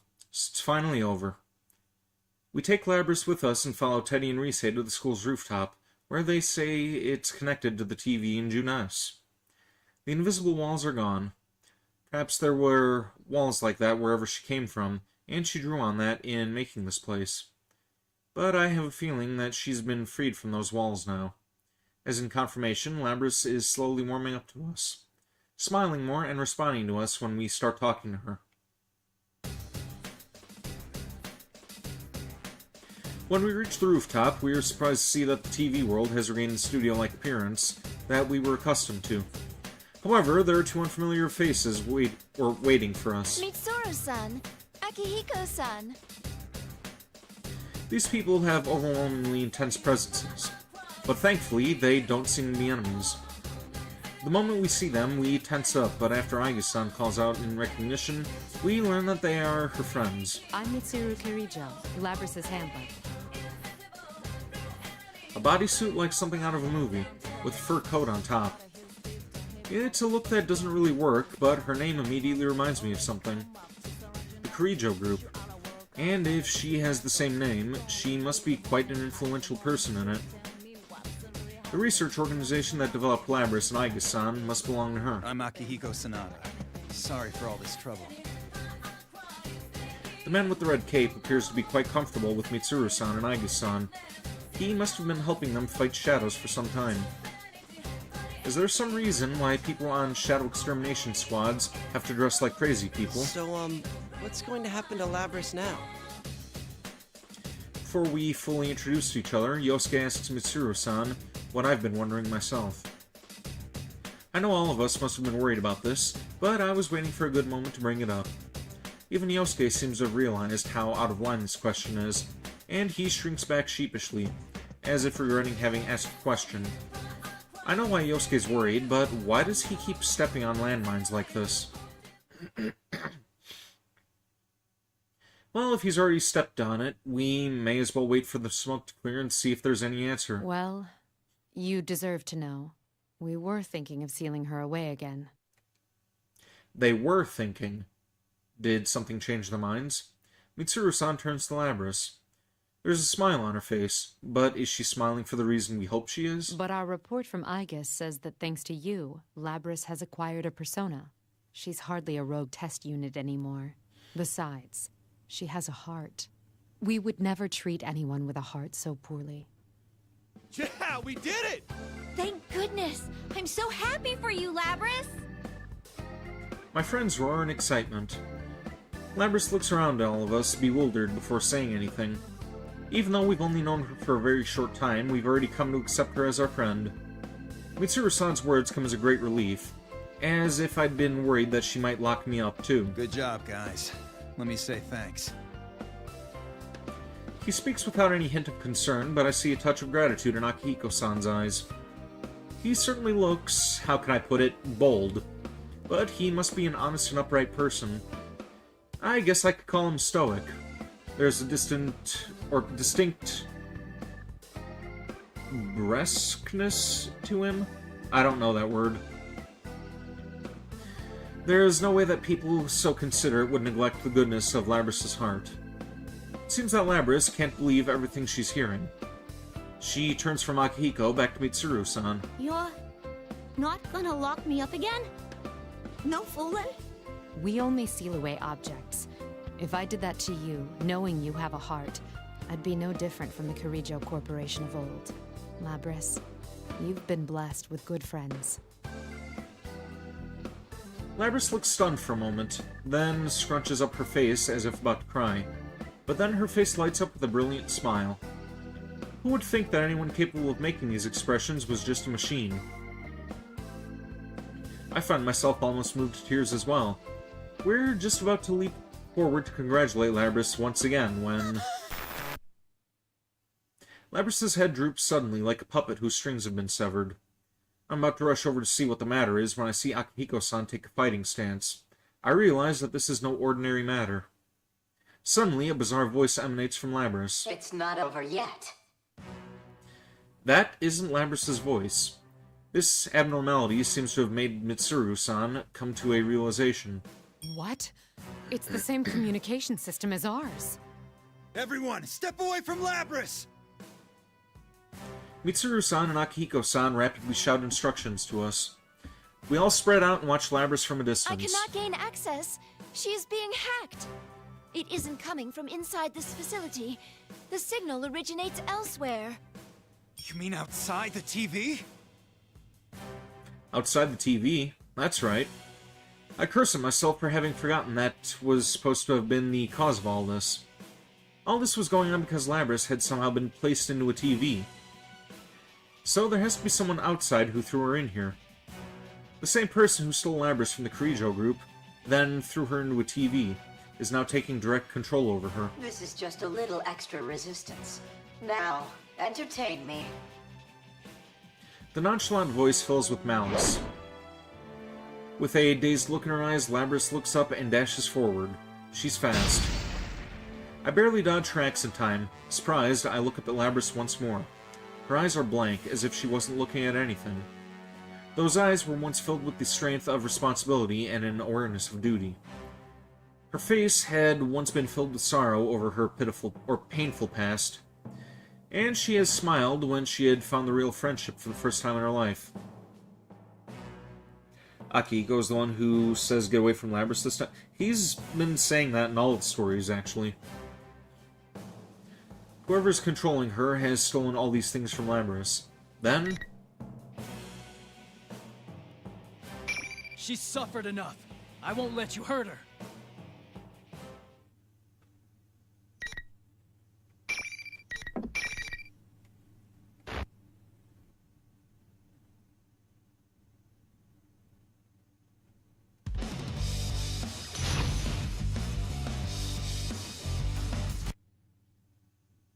Final. Fight! Enough! Persona!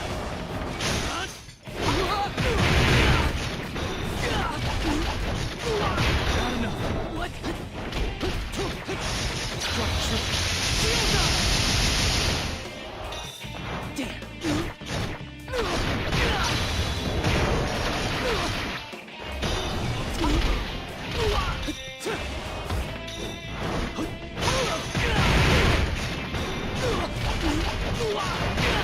Well, I'm not going to be alive much longer.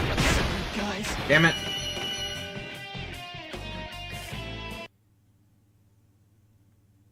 Has to happen at least once per stream. Just has to happen. Bro's dying. Yeah. I just got my shit wrecked. Welcome to the I wish you good luck.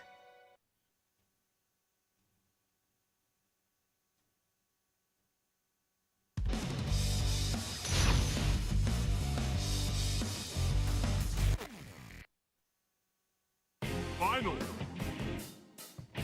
Fight! Damn.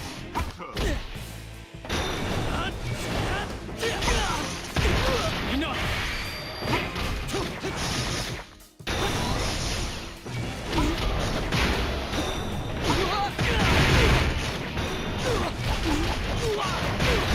Over here! Over here!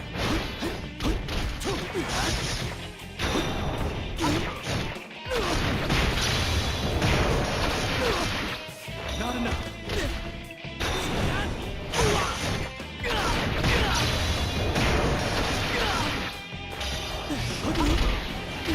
Fuck me! And I'm dead again.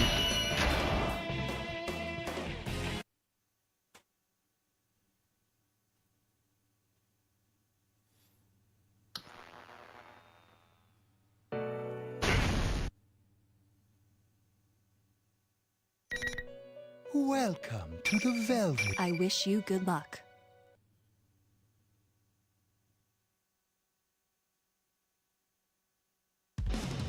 Okay, good. Fuck off. Final. Fight! Persona! Enough!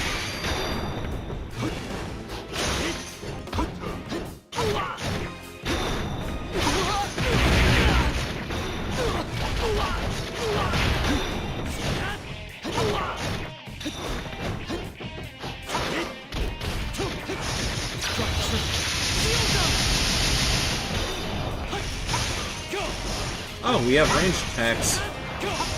That'll be more helpful.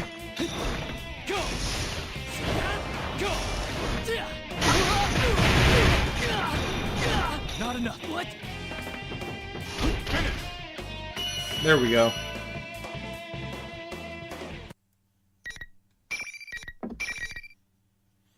Had I known that I could have been using ranged Zeo attacks on her, I would have been doing that. My, she was quite easily defeated. Evidently, I didn't push her far enough. Well, she is a test unit, so this is as far as my little game goes. Labrys has stopped moving. The only sound is the smug voice that continues to come from her. Those heartless words cause anger to boil up within me. Who are you? Why are you toying with people's emotions like this? Labrys isn't a tool. If you want to fight, then come out and fight! You're quite passionate. You, Narukami, was it? This person, whoever he is, knows about me? Then maybe it isn't coincidence that we were dragged into this. This revelation shakes all of us. Labrys' shadow was only the mastermind of the tournament. I see now. You're the true culprit behind the whole thing. Indeed. It was I who stole Labrys away. Since I don't have a persona and can't enter a TV, I needed a puppet that could run amok for me. Labrys' persona was only partially awakened, so I had a feeling her shadow would appear if she underwent a little suffering. You got the better of me this time. You deserve to know at least that much. Enough is enough. I've never been so irritated knowing that I can't do anything to whoever's controlling Labrys. This time. So your scheme hasn't ended. Well then, everyone, until we meet again. Communication cuts off abruptly without answering me. Labrys immediately slumps to her knees. Before I could even begin to move, Aiga-san is already at Labrys' side to support her. Aiga-san looks at me and nods, confirming that Labrys is alright. Thank goodness. Labrys is okay. I feel a bit of strength drained from me. Still, the sword in my hands feels awfully heavy. Mitsuru-san speaks up from behind me, and even as I consider this. It seems whoever our adversary is, they're connected to us. Who is this guy? He is the asshole from Arena Ultimax. That red-headed douchebag with the split personality. Show Minazuki. That guy. I advise you not to get involved in this matter any further. He was From the here son on, of, you should leave this to us. what's his face from Persona 3. Yeah, show. What? Wait a second. We went through this whole big thing and that's it? She's right. There's no way in hell we're backing out of this now. I understand how you feel, but this is too dangerous for you.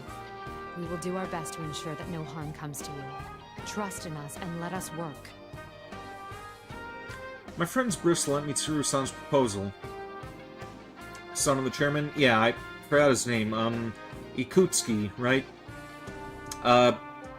Shuji Ikutsuki? Did I get that right? I think it was Shuji.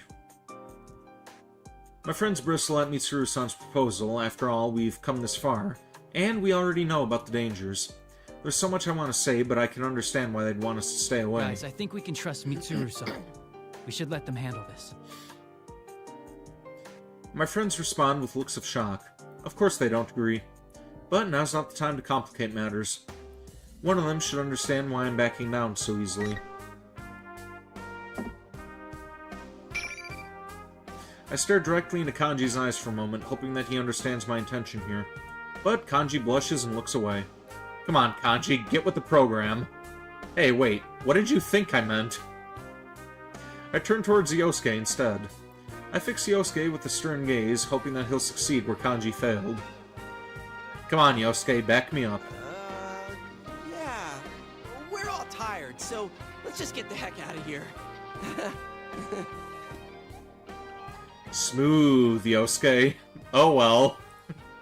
I sneak a glance towards Mitsuru-san and the others to see if they've picked up on this, but none of them appear to have noticed. Maybe they're just pretending not to notice.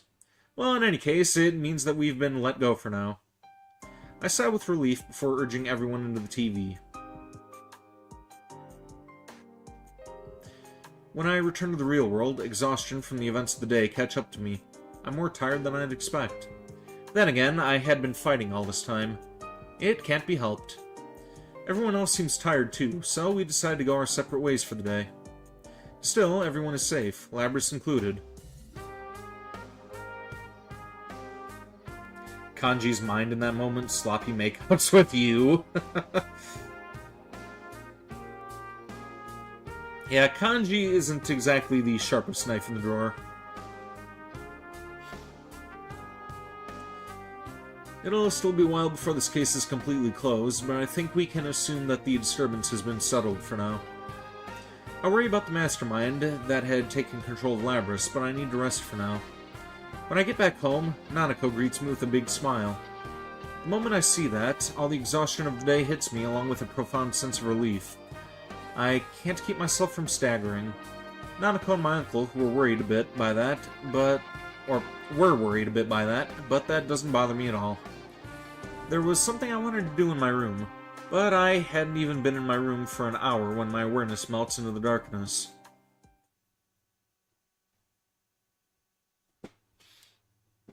Velvet room? Oh, no, blue skies. I wake up to my phone ringing.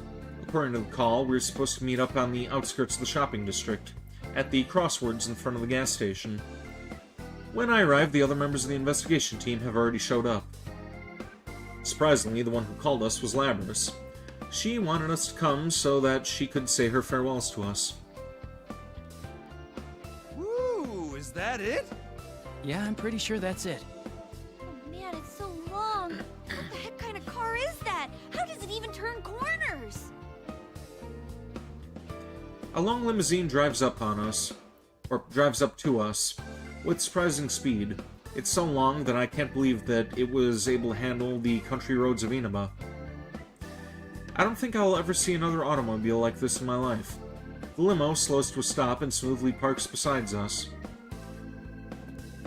Mitsuru-san climbs out of the back seat and nods to us. Labrys and Akihiko-san are in the back seat as well. You're looking good, Labrys.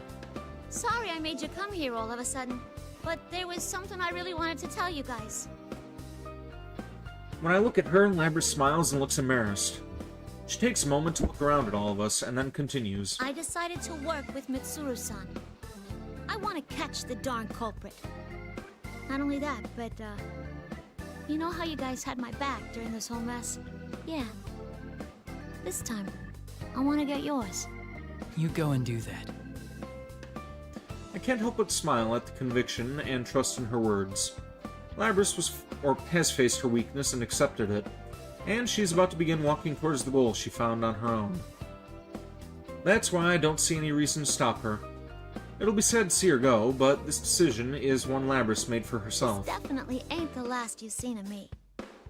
When I come back, we'll hang out some, okay? I'll be waiting, and so will everyone else. Come back soon. To lose such a rare beauty again, it's so tragic. Cry about it. What's that about? Everyone has their own response to Labrys' news, but one thing's for sure, we'll be waiting for her. There's no lie behind that sentiment. After all, she is our friend. Mitsuru-san tells Labrys that it's time, and they get back into the limo. Labrys looks me in the eyes. She seems as if she might cry any second, but is resolved not to. She smiles. You guys are the best. I'm glad it was you who were there when I woke up. Well, see ya!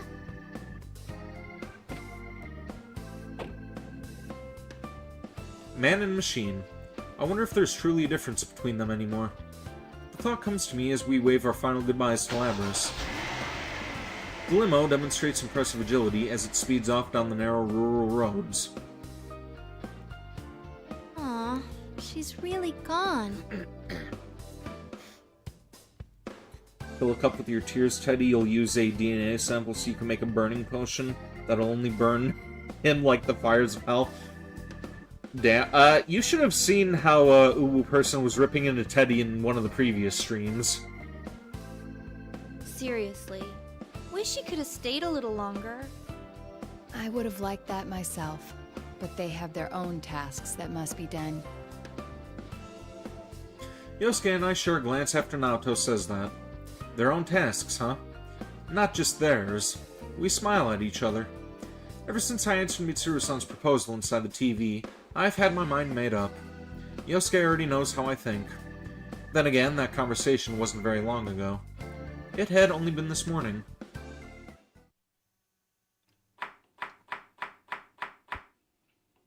I don't know how she found my number, but after Labrys' phone call earlier, I decided to cook breakfast for Nanako and my uncle. Nanako hears me making noise in the kitchen and stands next to me, excited. I'll help too.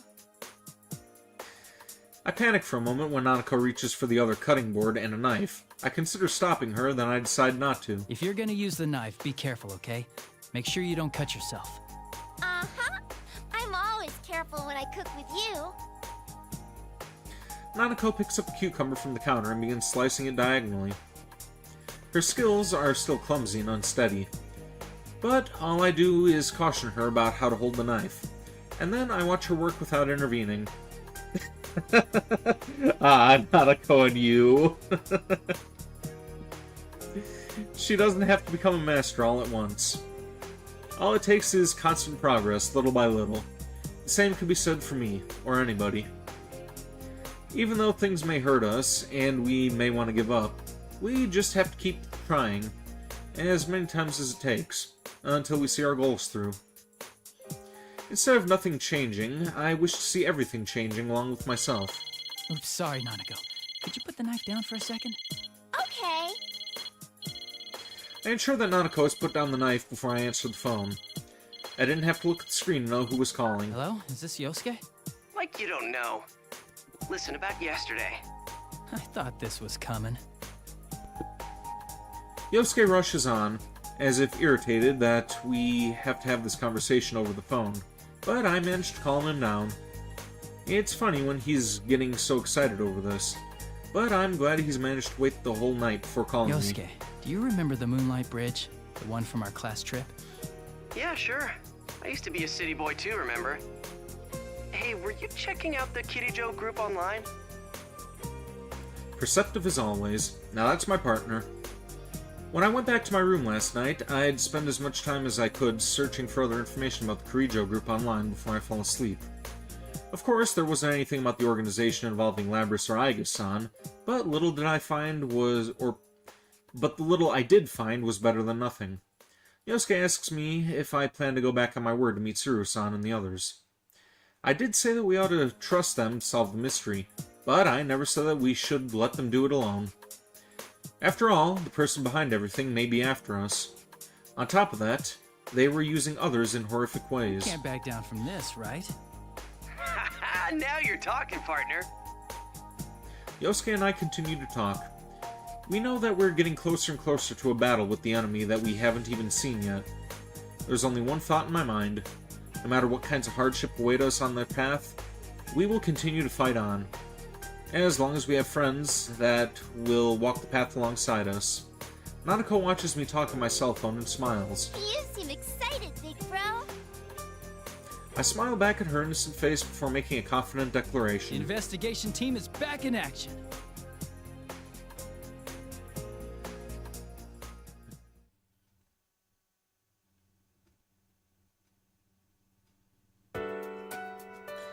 Well, there we go. Is there any epilogue or anything after this, or is that all there is? Welcome to Teddy's the Velvet commentary Room. is now available. You could This select this place option in exists the between versus or dream network and mode. reality, Wait, what? Mind and matter. Now then, why don't you introduce yourself? I don't think that's a continuation.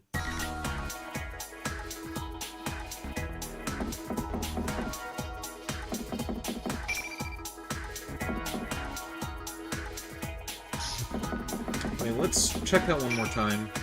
What was the percentage on that? I kind of didn't look at that. Welcome 98%. to the There's Velvet more? Room. This place exists between dream and reality, mind and matter. Hold on. Why don't you introduce Hold yourself? on. How do we get 100%?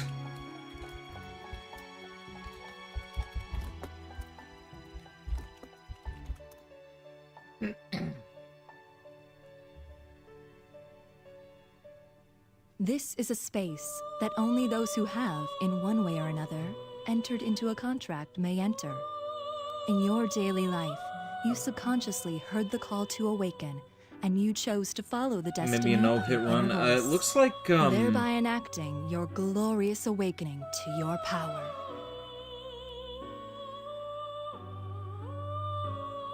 Most people missed Margaret's extra scene on Yu's story. Pick first choice for all, and there will be an extra scene with Margaret that have 2 choices after beating the last Labrys. Ah, okay, well, that should be easy. We'll just... I wish you good luck. We'll just skip through all this, pick the first option for everything, and, then we'll get 100%. It's...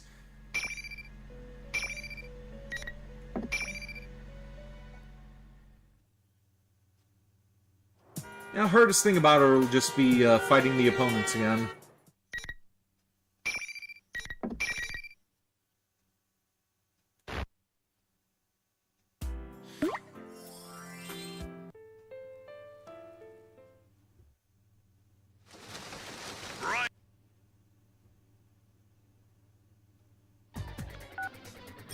Looks like we're just missing one extra scene, but,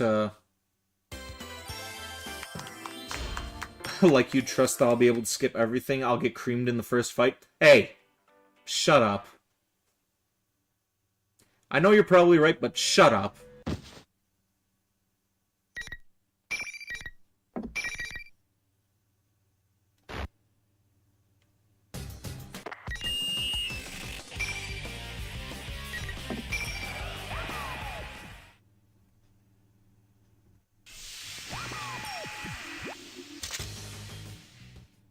Ooh, Yosuke.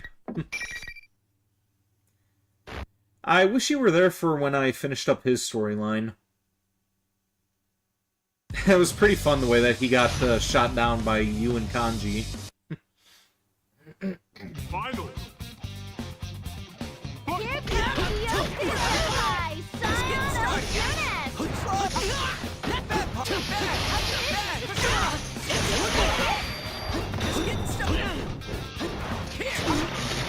Yikes, they're shot! Will it all be over in a moment? Crap!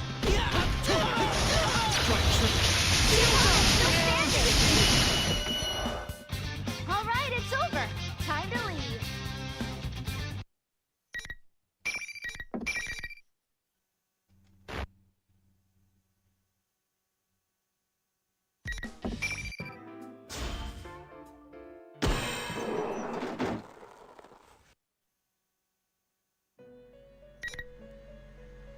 You truly are strong.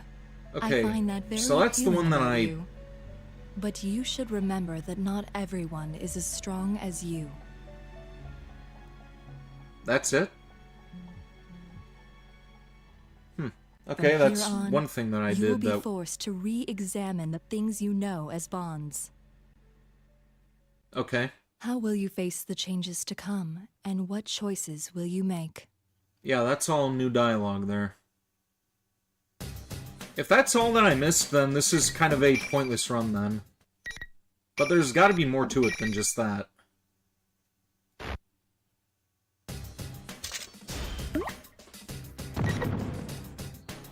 Hey! That sounded like it came from the gym!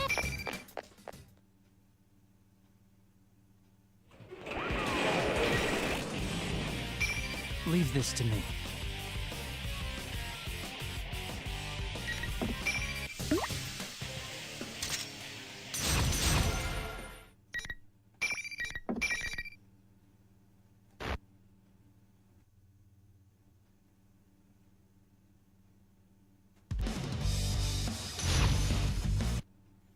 Also, what did you send me, by the way, Ubu person?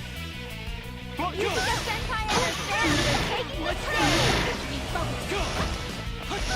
Neither side is giving an inch.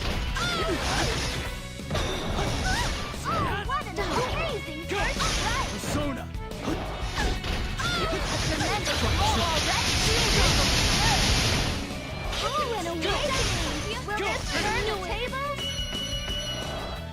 It seems they ran out of strength in the finale.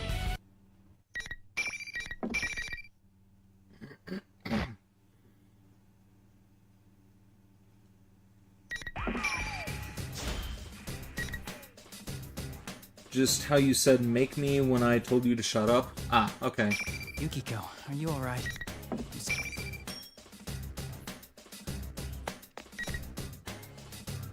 Oh yeah, we didn't choose that last time either. Mm-hmm. I believe in you. Yeah, we weren't gonna say anything remotely flirtatious to Worst Girl. I'm gonna want to look at it, though. Alright. Let's take a look. What have you got?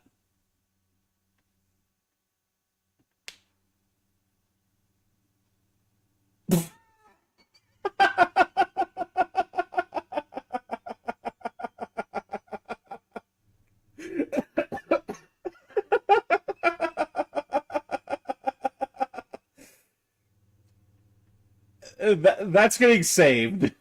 That's getting saved. That is fucking hilarious.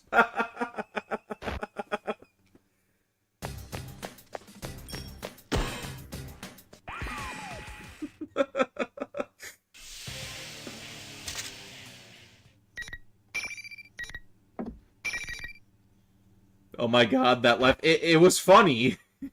It was funny.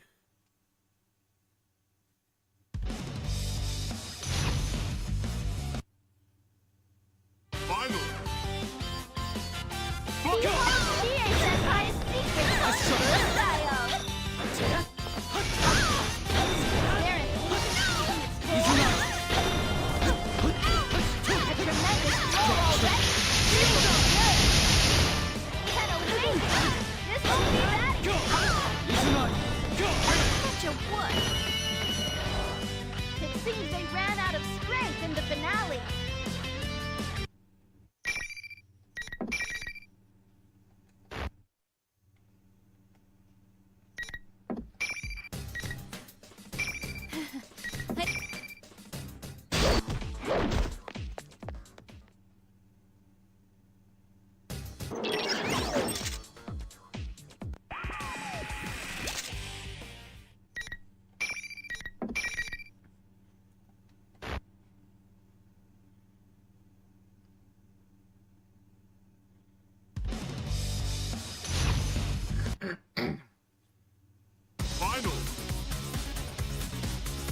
Severe impact now!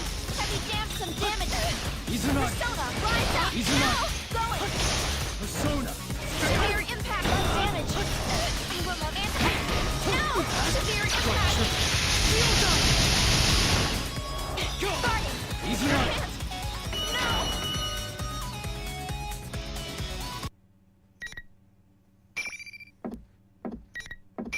I said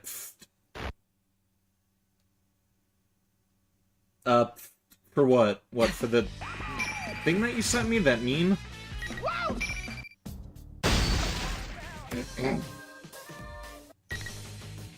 Oh, how excited this is.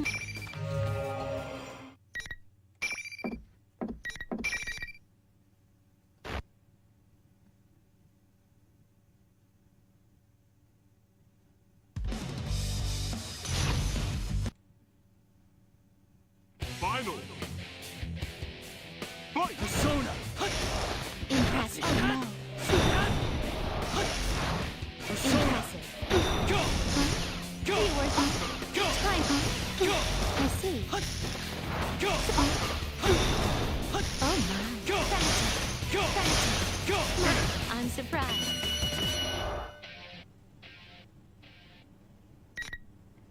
My laughter made you laugh? Well, that's a good thing. Laughing is always good.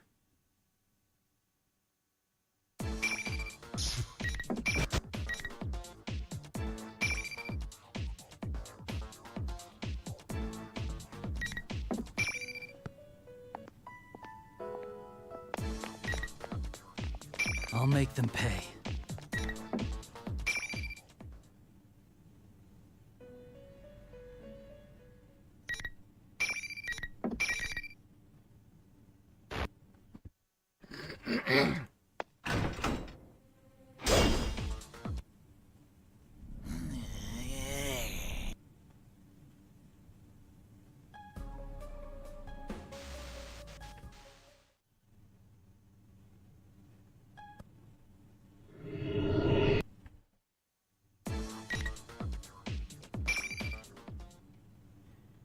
when you told me to look at it, it went all silent, and then the haha.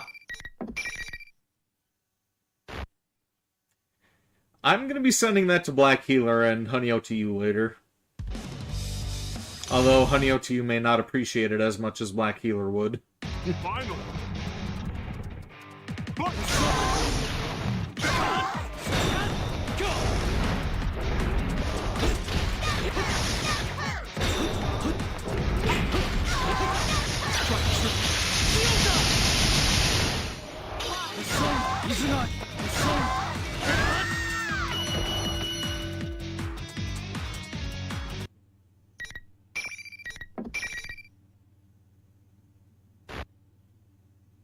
And that was nice. Joyful tear to your eye.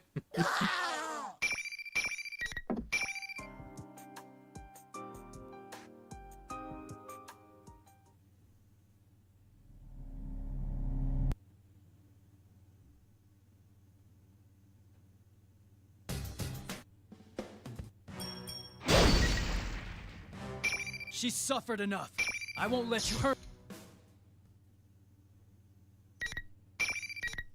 So was that all it was just that one extra Margaret scene? The rest of the stuff, it's proceeding normally. Final. Fight. Izuna. Go. Izuna persona. Persona. Go. Persona.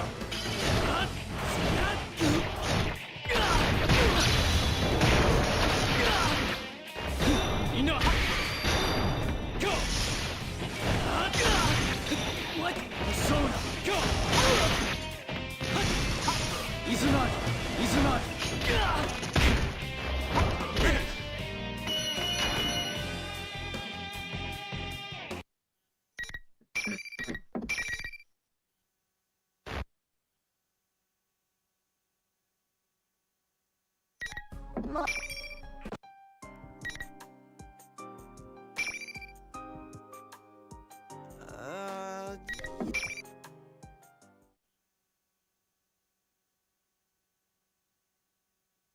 Oh, here we go.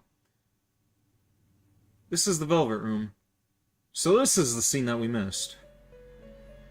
The actions you took, the way you withstood this trial, it truly shook me to my core.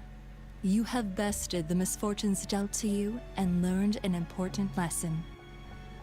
Margaret is smiling more than usual and appears to be blushing slightly as well.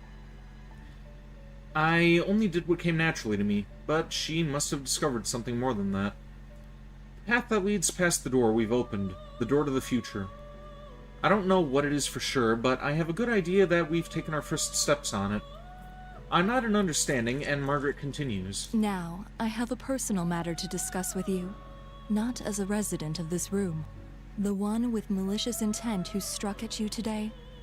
This malice has not faded or subsided in the least. I'm worried about you.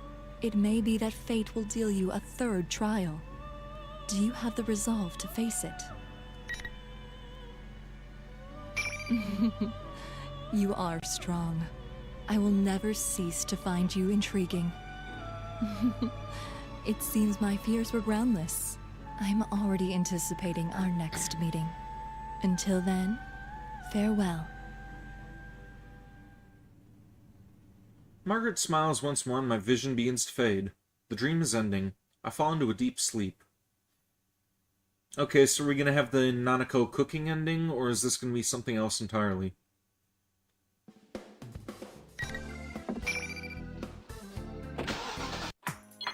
Okay, yeah, same cooking ending. There was one extra scene with Margaret, but, yeah, there we go. Looks like we got it. Welcome to the Velvet Room.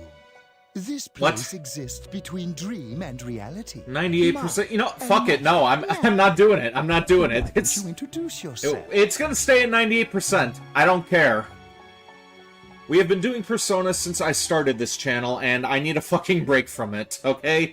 Now that we're done with the arena games, it is going to be a quite a while before we play another Persona game on the This is a channel. space that only Whether we those who restream have, one of the in other one ones, way play or Persona another, 1 or 2, or entered do into the a FMC contract route may in enter. Persona 3. In your daily life, It's done for you now. subconsciously heard We're the call done. to awaken, and you chose to follow the Shut up, destiny Margaret. of your inner.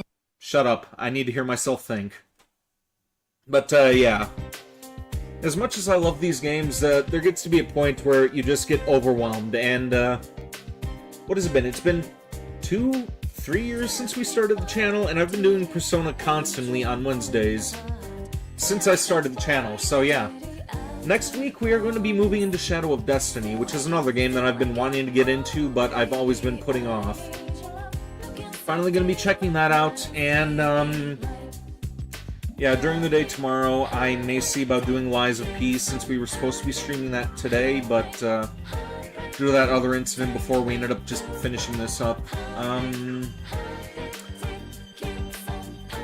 Yeah, I'm not sure what Kuro and I are planning on doing for Left 4 Dead. He and I were talking about possibly streaming that tomorrow, but, or later on today, rather. Today is tomorrow, but, yeah. May see about possibly finishing up Left 4 Dead 2, and, yeah, Saturday morning we're going to be doing Daggerfall, and then, yep, Ocarina of Time on Sunday. And, Matt, you are really getting excited for that, Uwu person. You could kiss me, but you won't. If you're a girl or a femboy, I will allow it. If you're a guy, I will settle for just a hug and a back pat. But, yeah. Ocarina of Time is good. That's what people keep telling me. I'm hoping that I will enjoy it. I'm really hoping that I will enjoy it. Femboy is a guy. Yeah, I know, but still. Majora's Mask is better, though. Well, maybe I'll see about doing that on a later occasion if I like Ocarina of Time. After all, once Uwu person has completed their request, I'll let you make another request for me, honey, out to you. But as for right now, I am going to go treat this tooth again, and I am going to relax for the rest of the night. But, yeah, this is where we're gonna bring things to a close. Thank you for tuning in, Random Mark Zero, Uwu person, and honey, out to you. Hopefully I will see more of you guys down the line, and with that being said, here endeth the stream. Until next time, stay groovy.